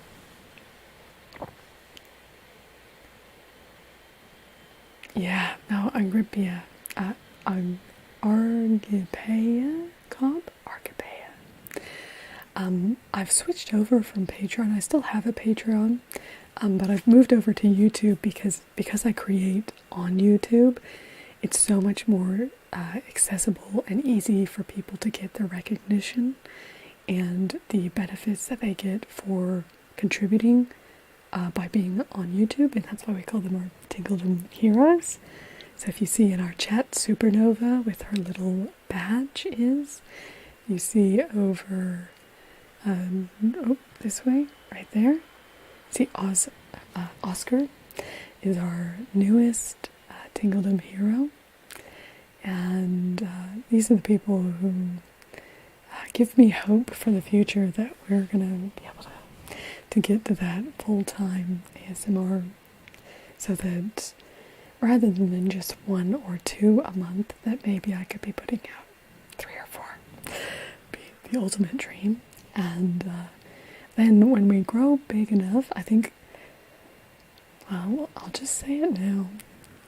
It's a long time away. We'll say, wow, it's a long number of subscribers away, but I think if I reach 1 million subscribers, I don't think I'm going to be that worried about growing anymore. And I think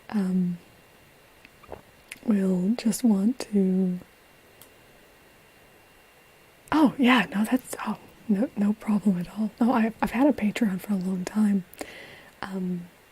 But, yeah, I love it. And it's also because it automatically gets advertised on every single video. There's that join button.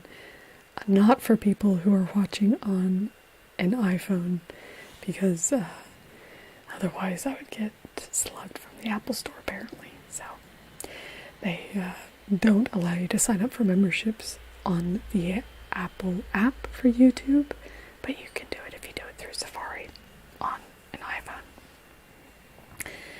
But it's just that if we get to that, yeah, so we'd be, 19 now? And I've done basically nothing to promote it. I put out a little video saying I had them, but so we're already 19 without me really doing much. So I think when I am putting out that really quality content, I think a lot of people will think that that is worth supporting. That's the other hope that I have, is that people will see that work, want to get behind that work, want to be a part of creating that work. And that is part of, what we'll be able to do with growing our memberships, because it's really crazy to me. I have, we have 13,800 tinglings, and it only takes just 500 of them for me to be able to go full time.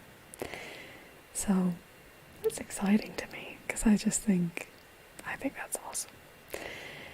And the other thing I love about it, with the lowest level, is it's all really accessible, and what you get is early access to my videos. So when this ASMR restaurant comes out, when these new cinematic videos are coming out, this mountain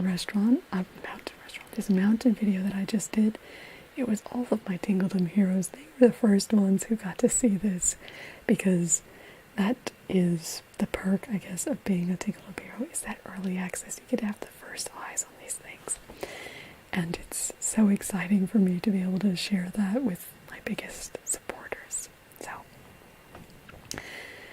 yeah, very, very exciting. What was I going to say? I think that was it that I was going to say. Anyway, so that's why, that's the fifth way, is through subscriptions. And I think that's the most promise, because I think it's asking kind of the least of people. It's, $5, $10 a month. And for me, I guess the way I conceptualize it is not that I would expect everybody to go out and support every ASMRtist with that amount of money. That's not what I expect at all. I don't think that that's really the way that the community should work. I think that the best way for the community to work, and I've put my money where my mouth is in this, I still have a patron to Whispers in Bloom. My perspective is that if we want to keep our ASMRtists on the platform. Oh, thank you so much, Oscar. You're so sweet. Good night, Oscar. Have a good sleep.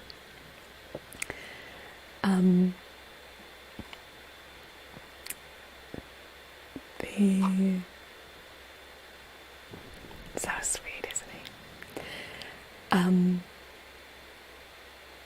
Now I get so distracted. You guys are so sweet, and it distracts me, which is good. This is a good distraction. This is a good interruption. Oh yeah, but so I'm not saying. So I don't think that people should particularly go out and any ASMRtist you watch. Oh, thank you so much, Margarita. It would be great if everyone could share my videos. It would be amazing. So, thank you so much, and good to see you. Good night. I'm not leaving. I'm just saying good night to Margarita.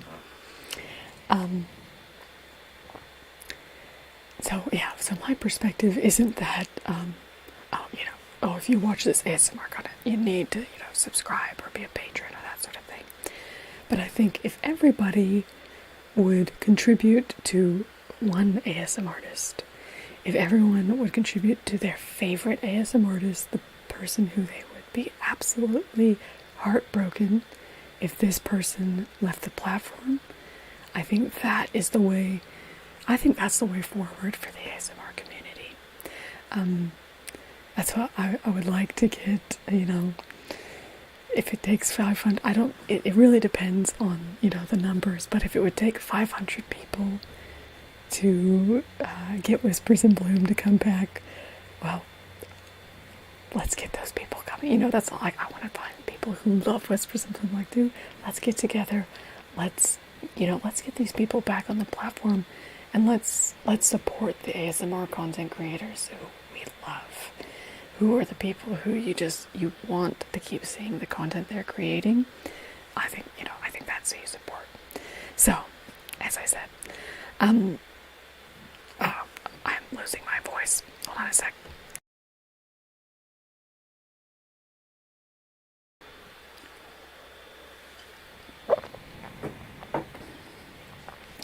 So, as I said, I'm not looking, if you're a kind of casual watcher in Tingledom and you like some stuff, but it's maybe not all for you, obviously, I would love to have you as a hero. I love all of my heroes.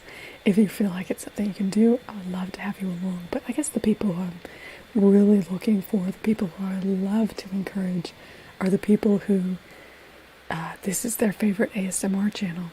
And they want to see this channel succeed. That's the people I'm really looking for, to let you know you can have a huge impact, that you can make it so that this can happen, because we only need 500 people in a year, and I've been going for just a short time, and we've already got 19 today. So we have plenty of targets to hit along the way. And I think we'll get there. And we made huge progress today in being able to get our cinematic video equipment. Thank you to everyone, to Supernova and to Oscar for their donations. This is what is making it possible. Yeah, I completely agree. We got to support what we love. If we support what we love, then it will continue to exist. This is actually what enables people to be able to create the content that they love, is if the people who love it support it. Because it's just how it works. And it's also, the other thing for me is that ASMR is so individual, that what is good for one person is bad for another, and etc. And so I think it's really important when you find those people who really do help you, they help you go to sleep. This is the person who's your go-to person. I think if you're supporting that person, it can make a huge difference to them I know it makes a huge difference to me.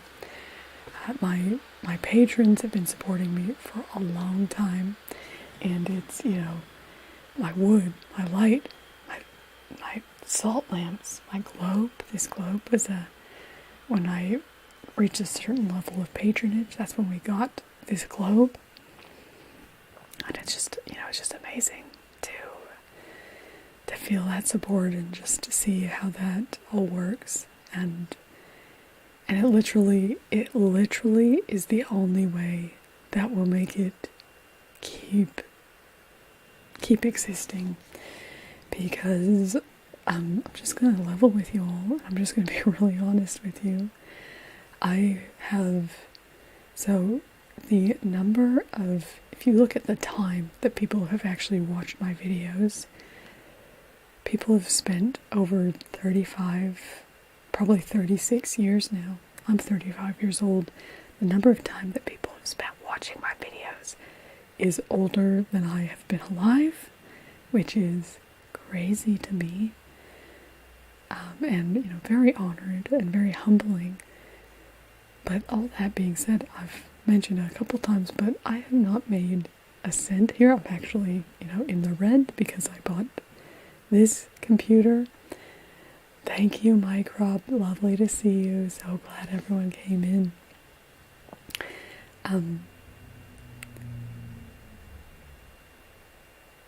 Yeah, it is difficult. I mean, you have to find what works for you. It's really hard for me because there's a lot of choices, but I actually don't find a lot that works for me. As I said, if I wasn't on this perhaps fruitless campaign to bring Whispers in Bloom back, probably the person I would support most would be Lottie Loves ASMR. She would be my next in line. And I probably will consider supporting her at some point because I just love her menu readings. I love her hotel check-ins.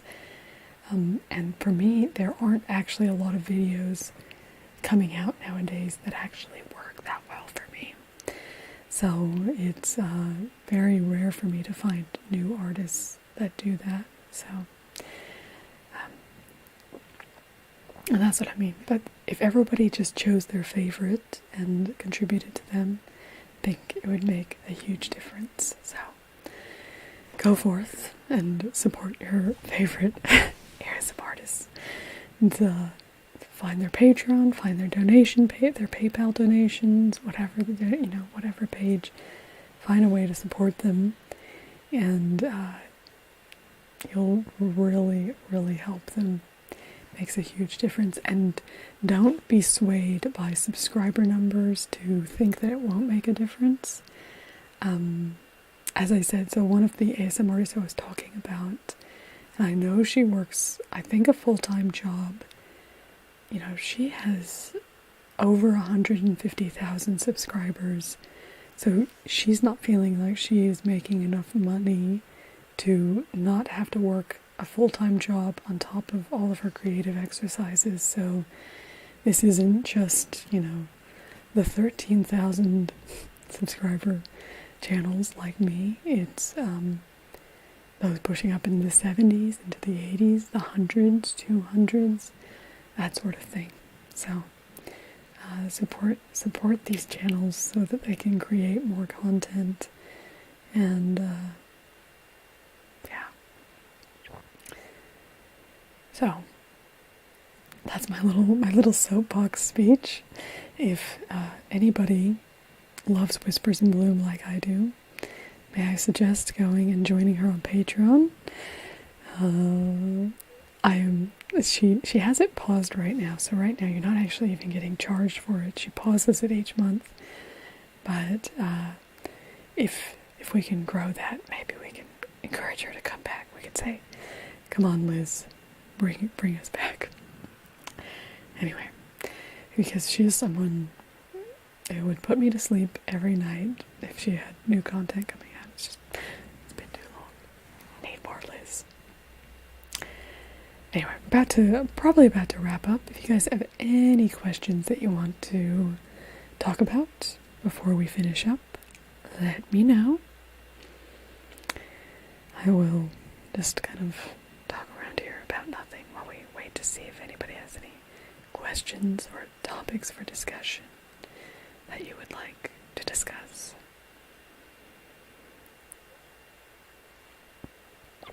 And a big thank you to everyone who's come into our stream today.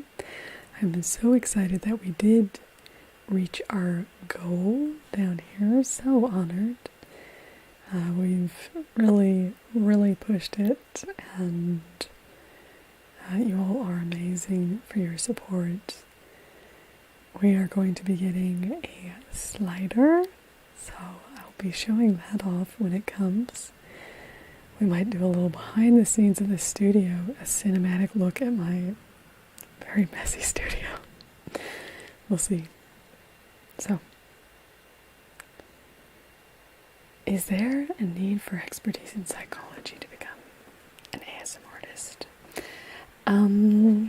I don't think, well, it really depends on what sort of ASMR you want to do. I would say I don't think you do need that. You definitely, I don't think for, if you look at eating ASMR, I don't think there's a lot of psychology. Oh, sorry for knocking that.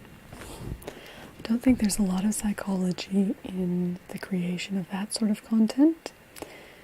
I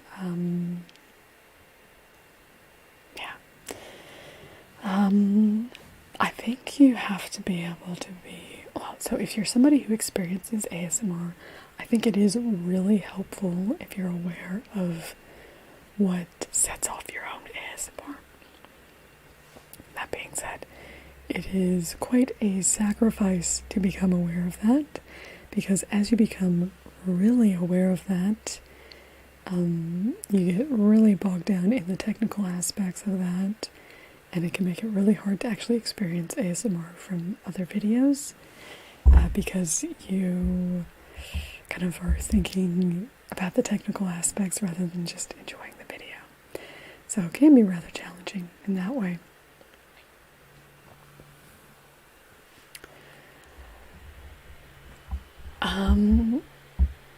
But yeah, I think you don't need to be an expert in psychology. I have kind of an interest in psychology, but not that.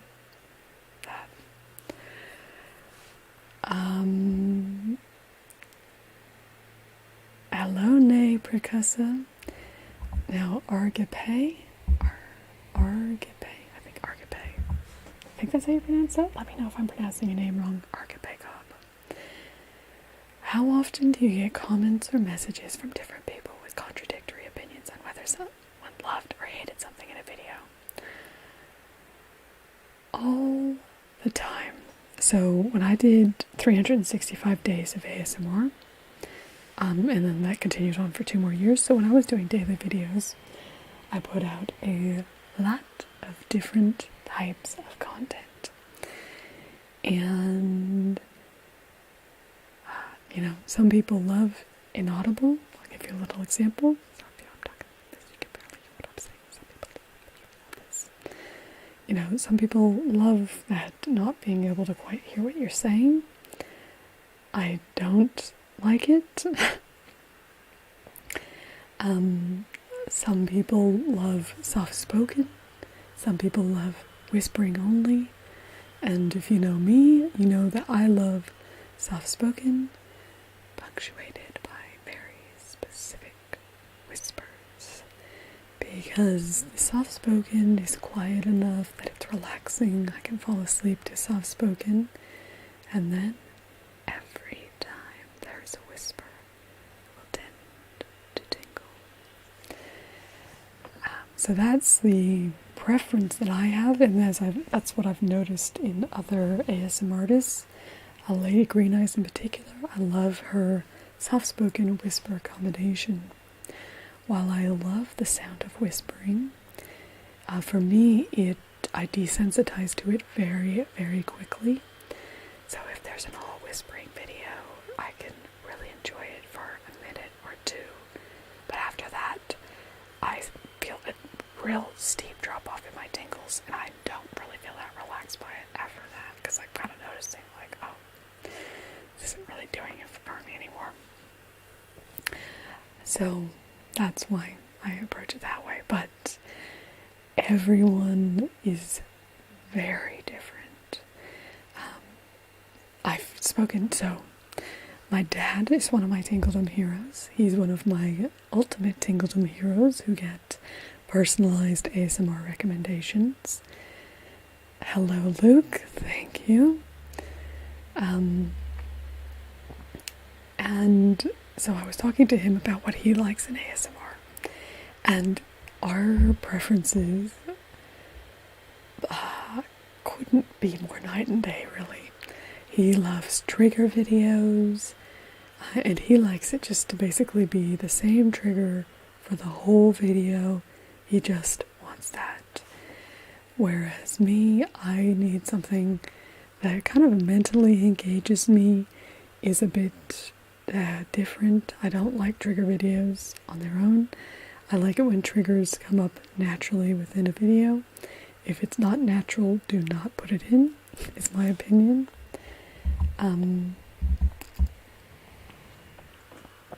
I'm sure that plenty of...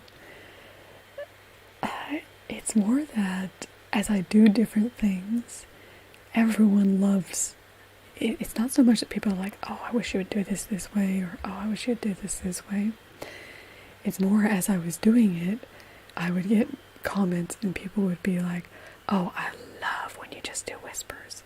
So then I created lots of whisper videos, and then people would be like, oh, I love, X, Y, or Z. And people just really, really have very personal ASMR preferences. And, and that's what I know from me.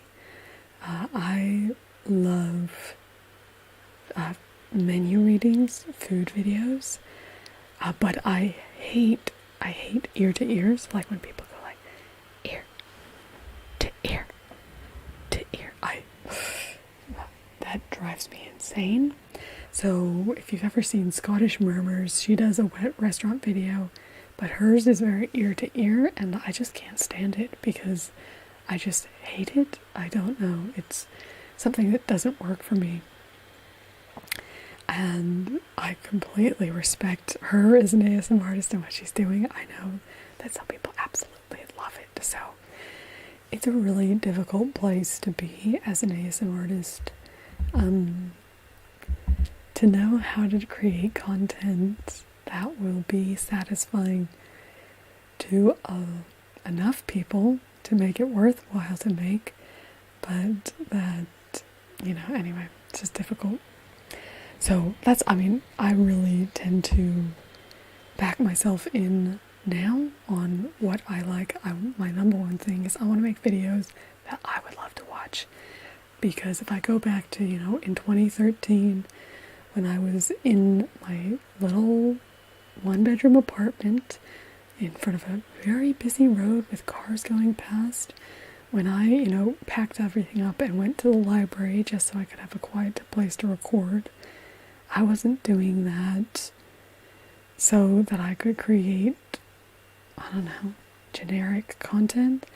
I was creating it because I wanted to inspire other people to make the type of ASMR that I love. And so that's what I want to do going forward, is create things that I will absolutely love. And hopefully I can inspire other people to make the kind of content that I love. Like, I don't understand how menu readings are not one of the, role plays that everyone does who does, ASMR. I don't understand why doctors are done more often and all that sort of thing. Obviously, a lot of people enjoy that content, but I don't. And I would think a lot of people, food, it's eating. We all like food, but I'm not talking about actually eating, because I hate eating sounds. I just think hearing about food is the most blessed experience in life. I love hearing about these decadent chocolate chip cookies that they'll be hot and fresh out of the oven, and the chocolate will just melt in your mouth. Yeah, I love that. That to me is just, and so That's my mission. My mission is to become that's the other thing. So a lot of people do waitress videos, but a lot of people, when they do waitress videos, they don't actually describe the food very much. And that to me is essential. You need to describe the food. You need to read the menu, tell me about the food. And these other little things are good, but we want to hear about the food. So, anyway, my little ASMR soapbox. So, yeah. Thank you. That was a fun little conversation. But yeah, as to how it's affected my choices, it's affected my choices tons throughout. It's part of the reason that my channel is actually so unfocused and covers lots of different things, because I want to help everybody. I want to help everybody, so when somebody says they really like this particular thing, or they really like this thing, and this really works for them, I do want to do more of that. I do want to make that. But I guess I've just come to the point where I've just realized I have to focus on something. And if I'm going to focus on something, I'm going to focus on what I love. And hopefully I'll draw in the people who love that as well.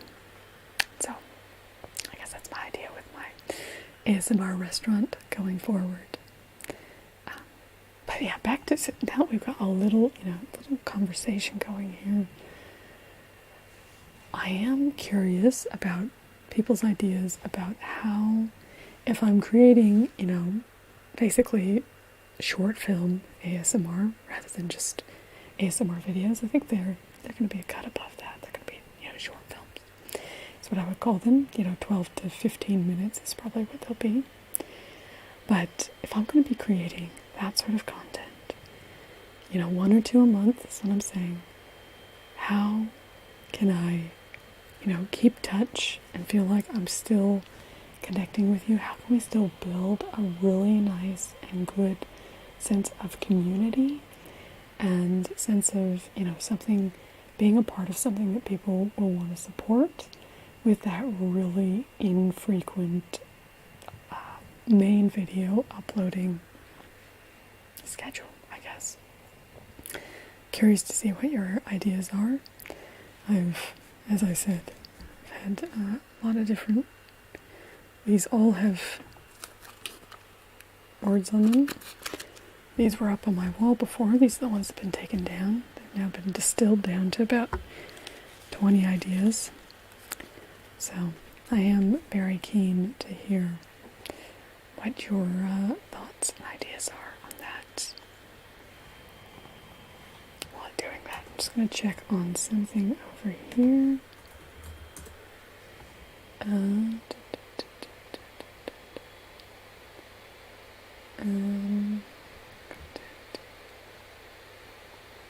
It's really chugging now, isn't it?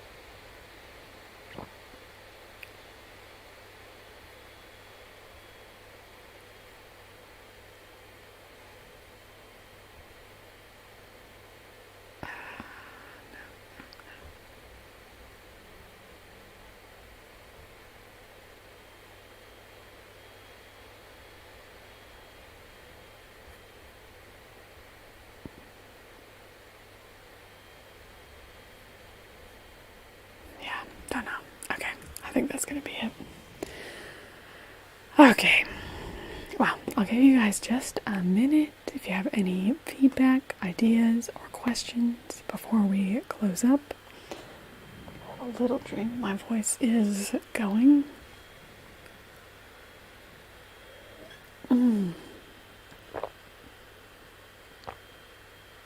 Yeah, I know. It's more so that it's very taxed already streaming, and so just adding anything else. Oh, that actually goes into my other thing. Oh, I completely forgot about this. Thank you. We'll probably end up being here a bit longer because I just remembered this. So, I've been reading this book called Primal Branding, which is exactly what you guys are talking about. formerly Nomad. Sauries.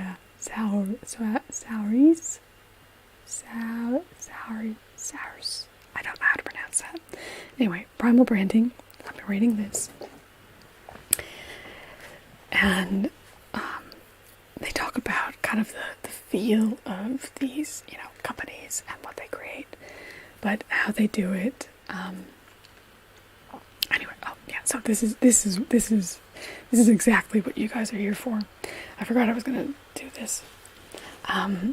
So I've talked to you. So they say that there are 7 different parts of creating a primal brand, and a primal brand is one where you. Okay, we're just gonna let that one stay out because it keeps not staying.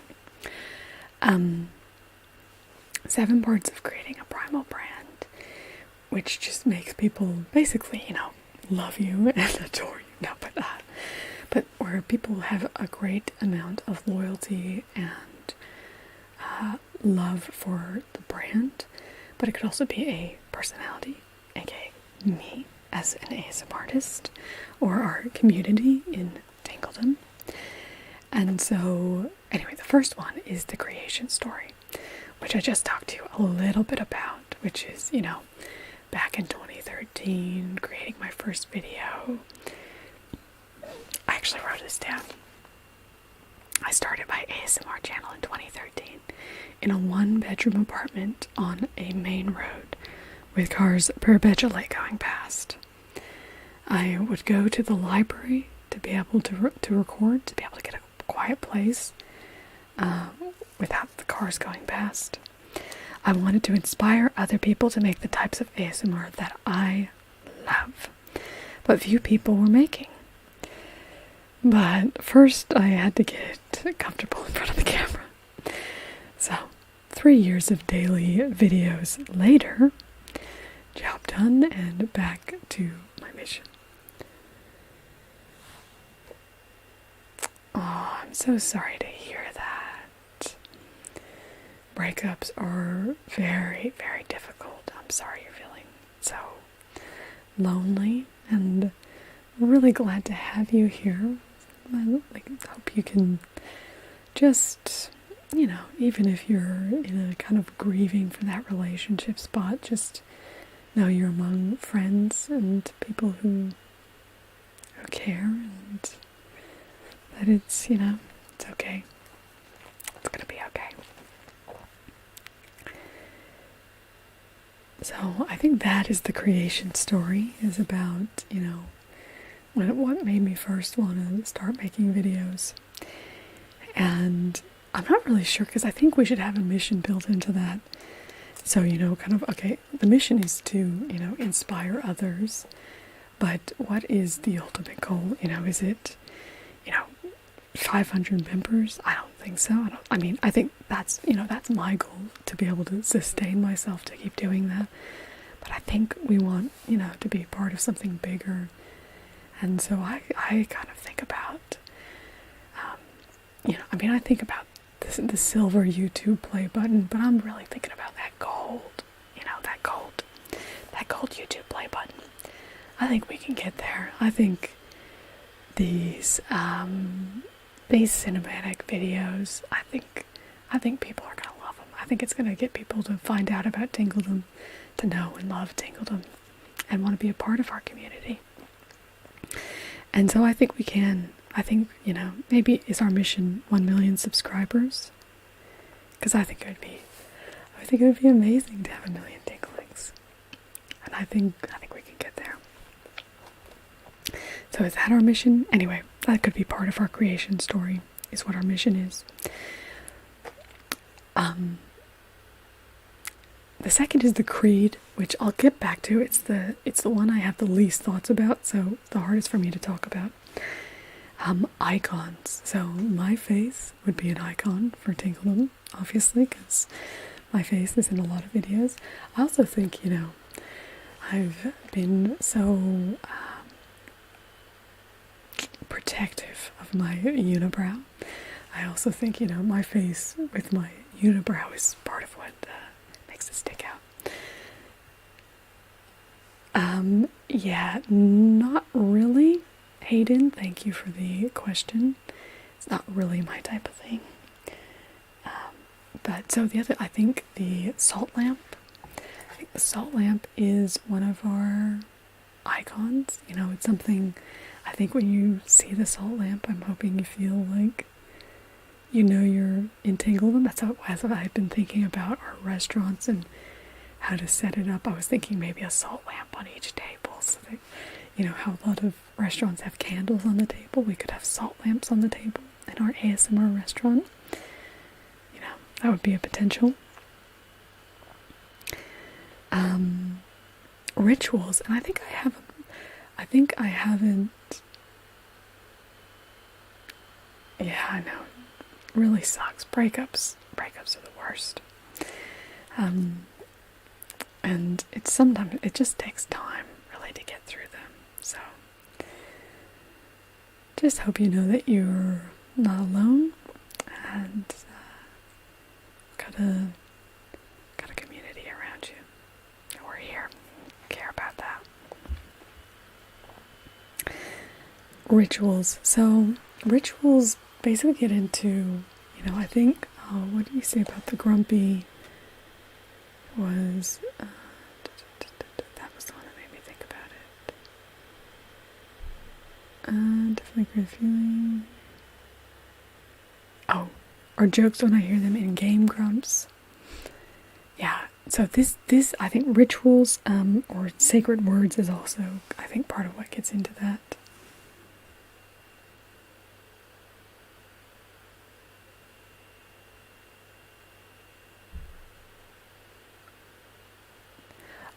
So when we're talking about icons, I'm not talking specifically about, you know, our little badges. That's not the type of icon I really mean. Icons in a more, the original sense of the word, pre-computer. So something that stands for the idea and the experience as a whole, I guess. So I think, you know, when you go onto YouTube, if you see my face in a thumbnail, then, you know, you're going to hear my voice, you know, kind of the cadence, the relaxation, that sort of thing you're going to expect. I'm talking more like, so my face would be an icon. I don't mean like an emoji or a badge or something like that. I just mean that when you see that physical representation, it connects to all these other things in your brain. Is more what we're talking about. So I think, you know, when you see the salt lamp, you probably may, no, it's all good. So I think icons, I think we have some. So I think we've got, as I said, I think, you know, the way I look, I think our salt lamp is an icon. I am curious if you guys think of anything else. I could think, maybe the pointer for our maps people. I know people really love the, you know, just simple wood pointer. Yeah, no, I mean, I do have, so if Supernova's here, she can show you the little emoji icons that I do have. My favorite actually is the one with the tingles above the head. Because I do really like that one, because it, to me, expresses, for me, what it feels like to experience ASMR. It's just like, you know, and it would be a way to communicate that when you're experiencing ASMR. But yeah, this is more about creating a feel, and yeah. Okay, so we'll definitely get my face. Where is my icons? Me, yep. Oh, I would say maybe my fonts as well. So I know I use the tangerine font. Yes. Down. Oh, well, anyway, over that's that side, isn't it? That's the one I'm talking about.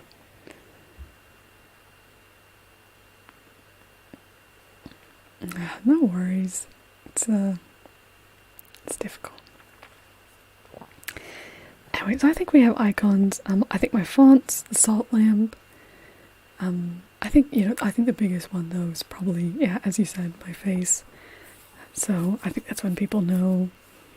And also probably the style of, thumbnails that I create. I think that's, that consistent style gets a kind of an icon type response, like, what you're getting. The rituals is one I think I'm not actually as good at, so I think this is somewhere where we can definitely develop our little tingledom rituals. So I think Map Mondays is probably my strongest ritual, which isn't as strong when I don't release videos on Map Mondays. So as I've been thinking about, if I did these little short content videos that I could do kind of map related ones on Monday, I've actually been thinking about doing, what I was thinking for the Mondays is that I could call out a particular state. Hello, Wick John. Lovely to have you back here in a previous live stream, so I'm glad to have you here. Is anybody here from the Discord? Oh, I put in the Discord that we're in here, didn't I? Oh, yeah, okay, I did. Good. Just want to make sure I did. Hello, Maria. Lovely to have you here. I hope anybody who is not subscribed will subscribe. You'll get a little thing right here. I don't think we've had any new subscribers through here.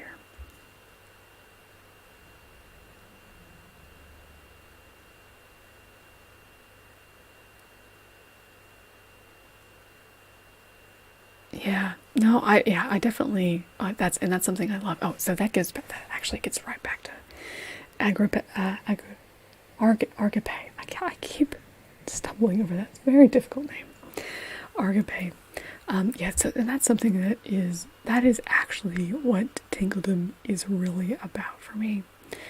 When I created like the Tingledom map and that sort of thing in my world for Tingledom, it's about, representing and naming things after people.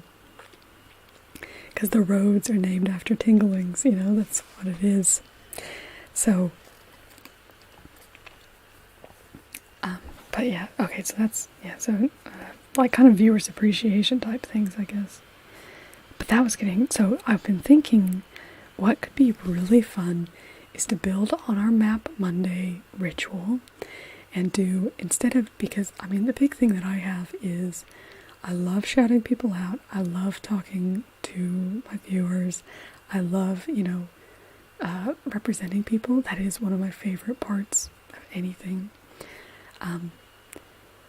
But it's also, I always feel like, oh yeah, I have to do a 15-minute video or over 10 minutes, otherwise people don't really want to watch it. It's just, kind of how it is. But I've been thinking it would be fun to do little snippet shout out videos. So we could do, so for Map Mondays, do like, okay, this week we're going to be, all my tinglings from Michigan. Let me know where you're at, where you're from, and we're going to be looking through Michigan. Oh, hello! You have a new subscriber! Welcome. Okay, I don't know why this doesn't, so it's Tasha. Oh, I've just clicked the wrong thing. Oh, I've just clicked the wrong thing again. You're messing everything up, Jenny. Is it Tasha Pluckett? Welcome, Tasha Pluckett, to Tingledom. Wonderful to have you here. So, yeah, what I've been thinking is, yes, well, that's one thing. Well, that's actually another thing we could do. Anyway, so what I've been thinking is we could do actually, like, so on Michigan, you could tell me where you're from, and then we could do like that one, and then the next week we could do, California or whatever. And then we could just kind of have this rolling thing where we're going through different locations that we could do. Because I don't have as many, like I wouldn't probably do countries of Europe. We'd probably just do Europe as a whole.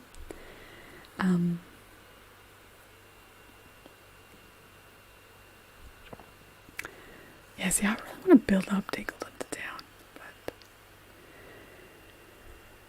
Yeah, I'm not good at drawing is the problem. I'd have to hire an artist really to flesh out Tingledom the way I'd like it to. I just, yeah, I don't have the art skills, so it's not something that I can do straight away. But yeah, like fleshing out Tingledom is something I'd like to do. But that's what I'm excited about. Can you imagine? I don't know about the castle. Anyway, I'm just imagining our cinematic Thanksgiving menu reading.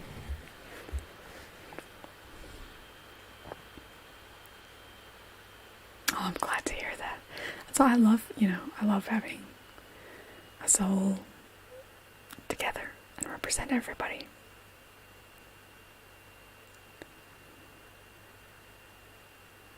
Okay, that sounds interesting. I have a map, I just don't have buildings. I'd have to, maybe you should email me. We can chat about it sometime, because that sounds interesting. So if you do want to email me, Argipe, my email is flybywhispers@gmail.com. And really, anybody, feel free to email me. I'm wanting to get an email list. So if you are interested in, giving more feedback or being a part of, helping me figure out things, I'd love to be able to email you all, email back and forth.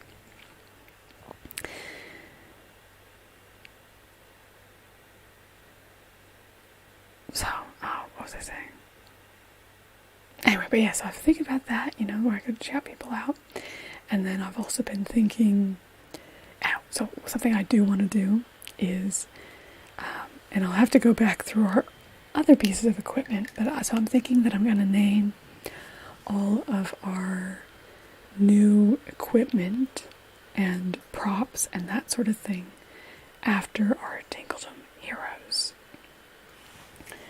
So, we could have this globe, and so I'm thinking I would put, as somebody becomes a new hero, their name would be added into this bowl, and then when I get a new piece of equipment, then we, are pulling people's names out of the bowl, and then I would actually etch the names into the equipment, so that, for me, I would actually, rather than calling this my Zoom H4n Pro microphone, I might call it my Supernova microphone, and I'd be like, oh my love, have you seen my Supernova around? It would just be, I don't know, I just think it sounds fun.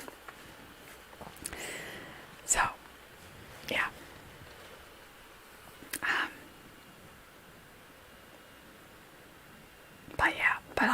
But I think part of my idea that it needs to be a particular length and that sort of thing, that's held me back, and I think a lot of people like my community videos, but they don't get the highest engagement. So even when people will click on them, so I haven't structured them a way that gets it so that people stay on for them, I guess.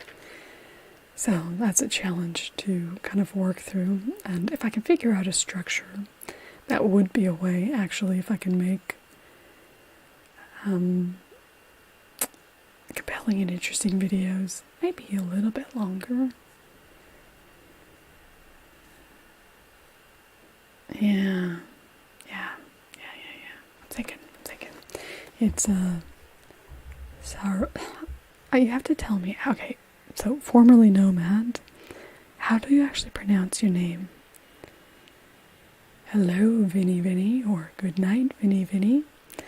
Lovely to have you here. We've just had our newest tingling, Tasha Pluckett, join us, so we would love to have you join us as a subscriber if you're not already subscribed.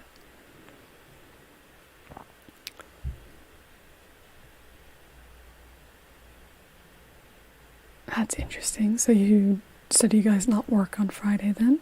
Is that how that works? So, okay, so I think that answers our icons. Oh yeah, so rituals, I was thinking, so Map Mondays, cakes for celebrations is the one obviously I'm trying to establish, and as we will be making a new cake, I'm sure that will continue. So the gold button YouTube cake will be a massive fun. I'll say that. Just kidding. Well, it will be massive probably, but yeah, so this is a ritual I would really like to create, and all of you in here can help me right now. What I want to do is I would love to create, I am so curious about where you all are when you watch my videos, and what, not just, the metrics that YouTube tells me that, like, okay, 70% are on mobile and this number on desktop and, TV, that sort of thing.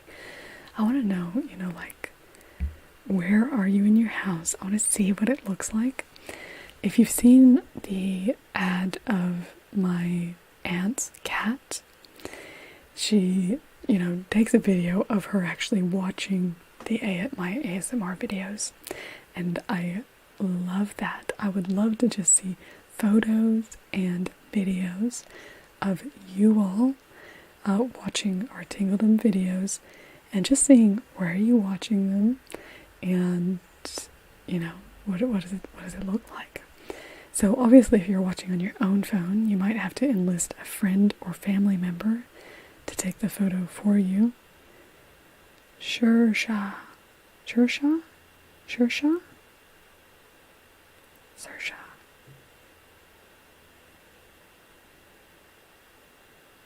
Yeah, Kelly, I would love to see that. So, if you could get somebody to snap a photo of maybe your phone off to the side, your headphones on, and you just, you in bed there. I'd love to see that. I would love to see these things. And, I was thinking it would be really fun, if we shared them on, like, obviously, if you send them to me, I want to collect them to make a video about that. But I would also love to, maybe like when a new video comes out, that we all get on a hashtag how I watch ASMR, and I'll put out, how I'm watching it. We could have a premiere, and everyone kind of then shares those photos maybe on Instagram or something like that with that hashtag, and we can just see where everybody else is watching, so we can feel a bit more a part of it together, that, we're all in our own individual beds, or on our lounges, or on our couches, or, studying at our computers, whatever it is, but, that there are, there's a whole community of other people doing these things together, and I think it'd be really fun. So I think hashtag how I ASMR and hashtag Tingledom, those are ones to watch. I think those are going to be some of our new rituals when we get onto it. Yep, cake for celebration. Anyway, so I think if we got those. Andy Williams, happy holiday. But Kelly, that sounds so fun. I mean, I'd love to see you watching, love to see you sleeping. Love it all. Just show it all to me. Show it all to me. So if anybody doesn't want to post to Instagram, that sort of thing, they just want to send them directly to me, just snap your photos, send them to me at flybywhispers@gmail.com. Otherwise, just if you hashtag Tingledom, then I will find your photos if you put them on Instagram. If you're not on Instagram, please don't go on into Instagram just for me, because I'm not a big fan of the scroll. I know, wouldn't it be so fun? I think it'd be so fun. I just want to see everybody, and I want us to feel more connected as well, because, we see so much of, I don't know about you, but I get surfaced all this ASMR content that just isn't really content that I'm interested in. So to be able to connect with people who are watching the videos that you love, I think would be great. And if you watch the type of videos that I'm making, then is the type of ASMR I would love if I could get ASMR for myself, but sadly not the case. But I can imagine. So rituals, I think we have a good idea on the rituals, and I love the idea of hashtag how I ASMR. So very keen to see how you all ASMR. So the other thing they talk about is the pagans. So pagans would be the people who are kind of anti whatever we are. And to me, the biggest thing is like, I think about, what do I want to be? I want to be known for food ASMR, not eating ASMR. So I think kind of eating ASMR is the pagan. Yeah. No, I know Andy Williams. Human. He sang a few songs. I can't think, not coming to mind, but obviously I know him. I recognize his name. And then I think they're really obvious for the whole ASMR community. I think the pagans are anyone who finds ASMR cringe, people who think ASMR is weird, these are the people who just don't get it. They're not us, If you don't love ASMR, you're in the wrong place. This is for people who love ASMR, Duh. Duh. No, but anyway, that's from another video. Sacred words. So that's another part that they talk about with the primal branding. So I think for us, as I build, I think, I'm hoping that Tingledom Heroes will grow into one of our sacred words. I don't think it's established enough yet. But I think tinglings I use all the time, so I think that is Flyby for me, which I apparently don't call myself Flyby enough since people don't know that that's my name, but wow. I mean, my name is Jenny, but I go by Flyby. Well, I do. I'm just like, it boggles my mind every time I look at eating ASMR, and I'm just like, how do these people have like 9 million, 10 million subscribers? And Gentle Whispering only has like 2 or is she at 3 million yet? I don't know. But I'm like she is the godmother of ASMR. I don't understand how she is not just the biggest thing, Anyway. And then I also don't know how Whispers and Bloom isn't just the second biggest thing. But I know, I think she's only audio only, so I think that's a big component for people that there is no visual. But for me, as Kelly, I just listen to ASMR. I don't really, I watch it a bit, but I'm more there for listening. So, but anyway, so sacred words, I think, I'm hoping we can get Tingledom Heroes, but I think tingles, because I think we tend to talk about, that gives me tingles. We can talk about tingles, but ASMR probably is as well. Actually, ASMR probably is.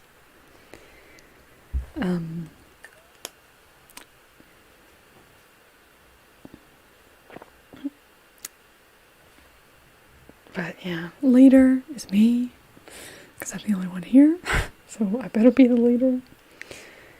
So then this gets back to, anyway, so I think we're pretty good. Unless you guys, I know.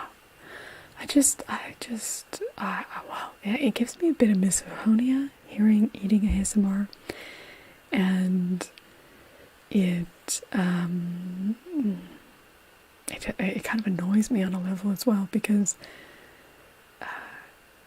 there's some eating ASMRtists who have good production value. They're presenting something that looks pleasing at least.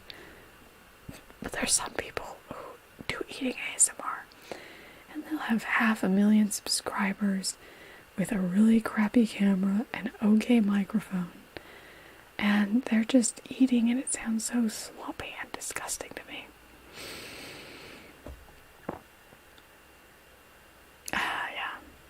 See the thing, so John, I'm just going to call you John Wick, because it's awkward to call you Wick John. But yeah, like, to me, Maria is just the quintessential ASMRtist, she's just, I I don't know how much she's actually pushing herself creatively at the moment. I think she's in a kind of status quo type thing, and I completely respect her for that. You know, she's built so much, so I can understand maybe why she's not growing more. And the thing is, you know, it's someone like GB is, you know, she does a lot of things that I think appeal to younger people. She does lots of cosplays. You know, her costuming, you can't fault. Her, you know, scene setting is fun. Her voice doesn't really do it for me with GB, but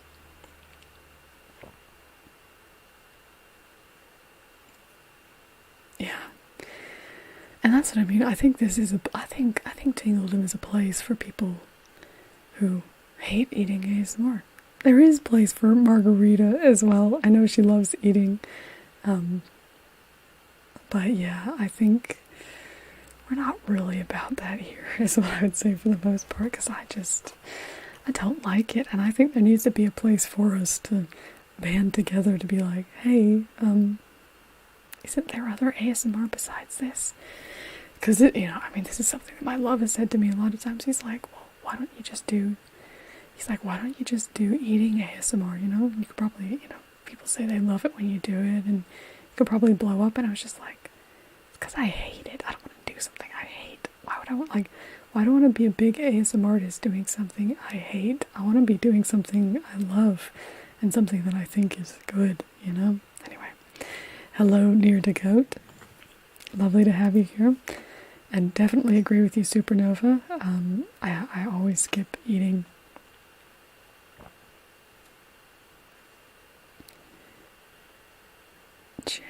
Yeah, I was like, what's Chanos? I was trying to figure out what that meant.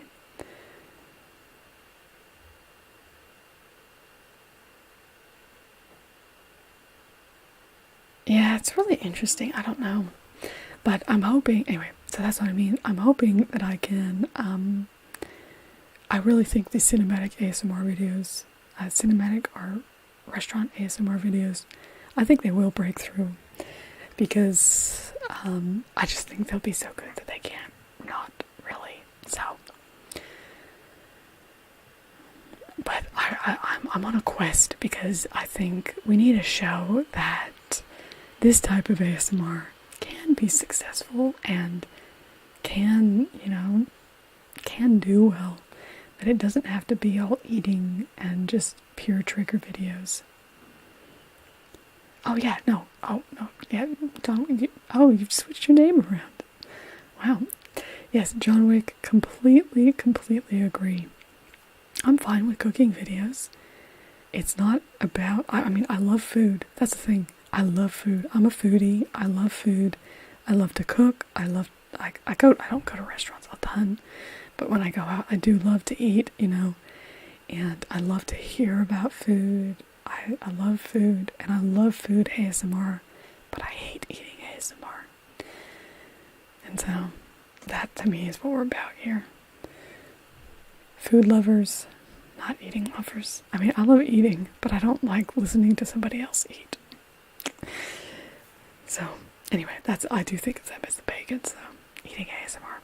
I mean, somewhat is trigger videos as well, because I hate this, you know, oh, hello and welcome. Oh yeah, I have a wonderful little thing here.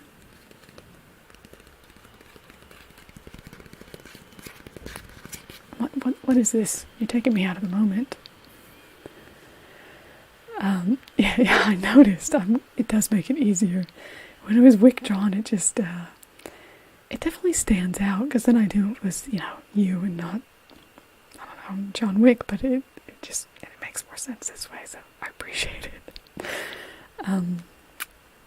Yeah, for trigger videos, it just doesn't do it for me. And I think, you know, I want to be a place where the people who have the preferences that we have can find each other. I want us to find each other. So anyway, that's part of that. So part of that gets into what is our creed. If you think about Nike, you know what their creed is? It's just do it, you know, and their icon is, you know, the swoosh.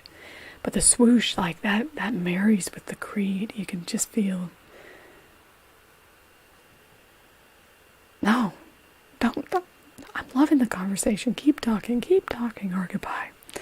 And John Wick and Kelly and Supernova. I'm loving talking. Like, I want to talk to you all. That to me is what I love about live streams is the conversation. I'm not really here to put on a show. I'm here to, engage with you all. When I do a video, that's when I'm putting on a show. When we're doing a live stream, I haven't actually seen John Wick, so maybe I should check it out. So when I'm doing a live stream, it's, it's for to connect and get to know you all. Anyway, so Creed, okay, yeah, but so if you think about Nike, it's just do it. So I'm trying to think up, what our creed would be.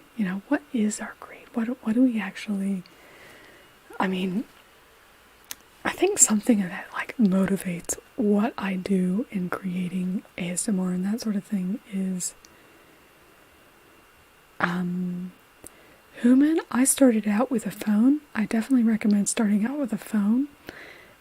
Get an external mic, but I would get a cheaper external mic to start off with. See if you like it, but you can just start off recording with a phone. I recorded with a phone up until, for 6 years, I guess, with my channel. So a phone is fine. Wow, actually I used a camcorder for a little while. Anyway, irrelevant. But yeah, so I'm trying to think of, what could our creed be? I think part of what I believe with ASMR is that, basically, creed. It's what you believe. So if you think about, like America, the creed is all men or all people are created equal. It's part of, the underlying creed to it. If you think about, it's what the belief is underneath. It's because most like really devoted communities are around a common belief. So I'm wondering I guess, what do we believe as ASMR consumers, but as tinglings? What is it that we actually believe that brings us together? And I think part of it is that like my kind of ASMR matters too is kind of what I think, because I think it's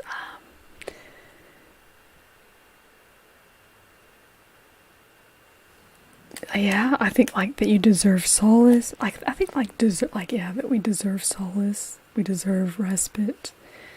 I think something like that could, because it definitely is. It's part, like, it taps into what the rituals are as well, isn't it? It's how do I ASMR? It's that, let's take the time to actually sit down and listen to a video. That's a worthwhile endeavor.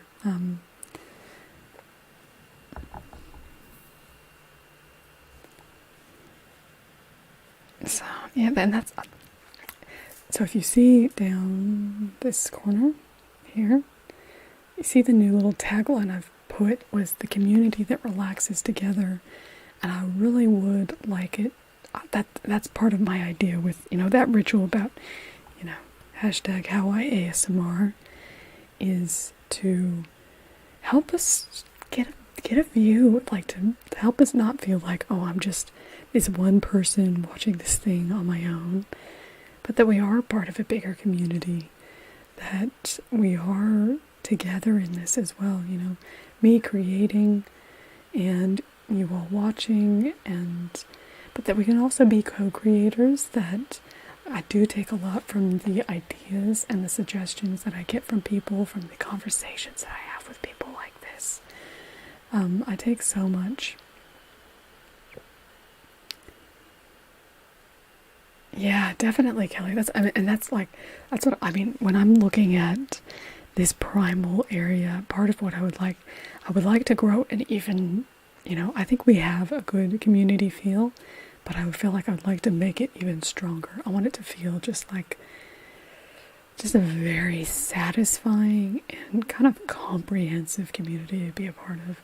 I want it to be that, that people might be interested in looking up to see, who's it tingling in my local community? Can we get together? That sort of thing where, something where it can grow to something even bigger and be something really connective for everyone in the community, because I think there's a lot of connection, you to me and that sort of thing, and I love that, and I'd like to build a bit more of connecting you to each other, because I think, if I am, heading off towards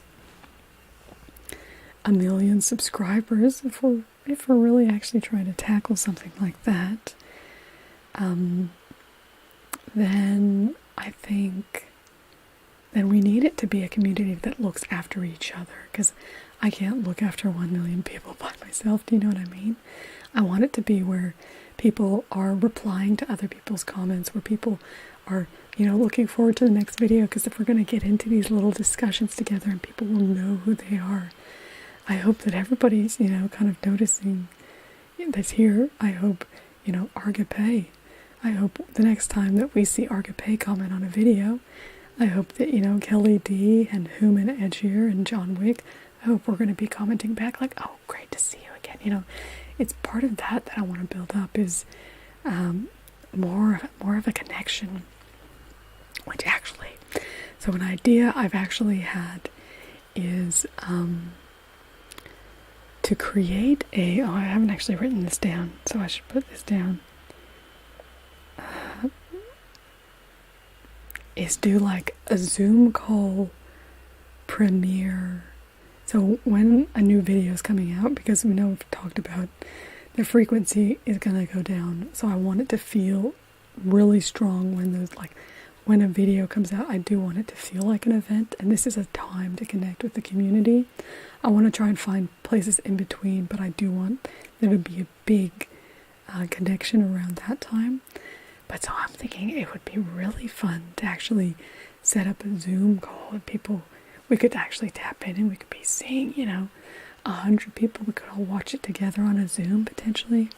I don't know. It all depends on what you guys kind of think about these sort of ideas as to, whether they'll happen or not, I guess. Thank you, The Lids. It's a really weird name. I only say that because that's my love, and I really don't know why he's named his channel The Lids, but anyway. But there it is, that's my love. Which, speaking of, in 10 days, we'll see, I have to go in for surgery, actually a week from today. I go in for a surgery, and it's just a very minor procedure. It won't be very serious, but I don't know how long it will take me to recover, because what I would like to do is I wanted to debut my love on my channel for our 10-year anniversary, which is coming on the 26th. So it'd probably be 25th, but we'll have to see. Anyway, so I was thinking we might be able to do a live stream, the two of us together, and it can be a little bit of a hero's drive as well, to try and get more people to sign on as heroes, because I just feel like it's easier to get other people to talk about you than it is to talk about yourself. I don't really like to talk about myself, so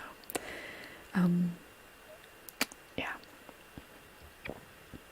So if any of you wants to make a little video to tell people why they should sign up as members, even if you're not a member, would love some volunteers.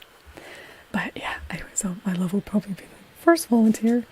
If I am feeling up to it on our anniversary, then we'll probably have a cake, and you all can meet him. Thank you. I'm very excited. Should be well, good. I guess we'll probably share our story. Yeah, good to meet you too, Human. So, yeah. About the creed. think it's something about solace, but I think it's something more connective than that. Because I think something that I feel a lot in looking at ASMR content and that sort of thing.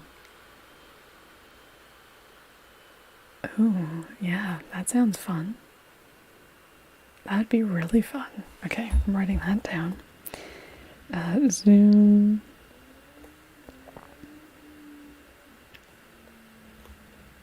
Be shopkeeps or characters in Tingledom. But so I guess one of the things that I think about with the creed, what I believe, what I think is a belief that we can, because I want it to be a strong belief as well. And one of the beliefs that I hold very strongly is that, yeah, I think that that my kind of ASMR matters too, because I just think, as I said, all of the most popular types of ASMR, they don't cater to me.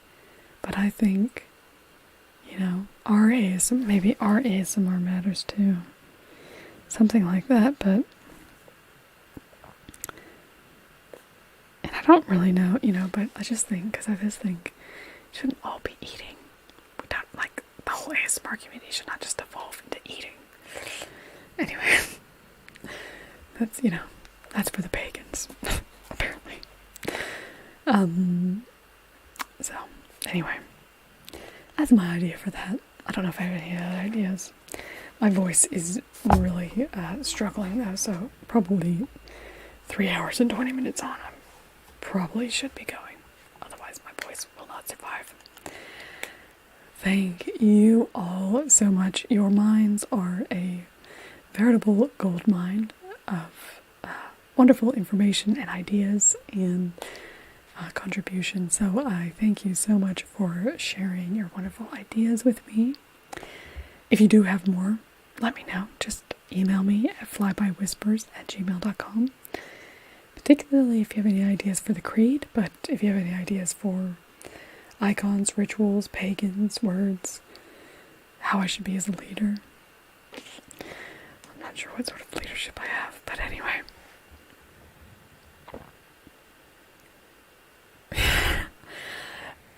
Yeah, we need a word for ASMR preferences that isn't fetish, because it makes it sound not like what it is, but it is very, it's like not trigger ASMR is kind of what I think, because I think eating is one particular trigger, and it seems like it's one of the most popular triggers, but not the trigger I like. But yeah, I don't want people to feel like we're calling them fetishes either. So we'd have to, maybe that could be one of our sacred words, is what we come up with. Well, we should come up with a word for our type of ASMR, actually. I watched an ASMR video that was oh, hail Queen Flyby. Yeah, you're very sweet, Supernova. I do want to get a tiara one day, though, and Queen Flyby will make an appearance. Probably after our ASMR restaurants. Because what I really need is, this is the thing I've really realized, is to be able to create the immersive type of world that I want for Tingledom, is just requires more of a budget, because, well, fantasy worlds don't come cheap, basically, if you want to actually create them visually. So, yeah. Anyway, any creeds, let me know. Y'all keep dragging me back in, because I always just want to talk to you. It's been so lovely talking to you all. I love live streaming and being able to connect with you and all that. So, and I know he's not here, but thank you so much to Oscar for making all of my wildest dreams come true. We'll have this slider. I'll probably go and order it right now, and when it arrives, I will put up a little video about it. So, look forward to a cake celebration video, hopefully on Sunday. Stars win tomorrow. I will be there. And yeah, okay. I'm rambling. Thank you all so much. I love connecting with you. I love being with you. I think we're going somewhere really special. I do think we are really, I think we're going to get there. And it's just because we have such special people here in Tingledom. You are a special community, and I feel lucky to be the queen at the head of it. So thank you all for just being here, being a part of it. And we're going to figure it out, and we're going to go somewhere really special. And I look forward to having you all along for the ride. Have a wonderful night or a wonderful day, and I will see you hopefully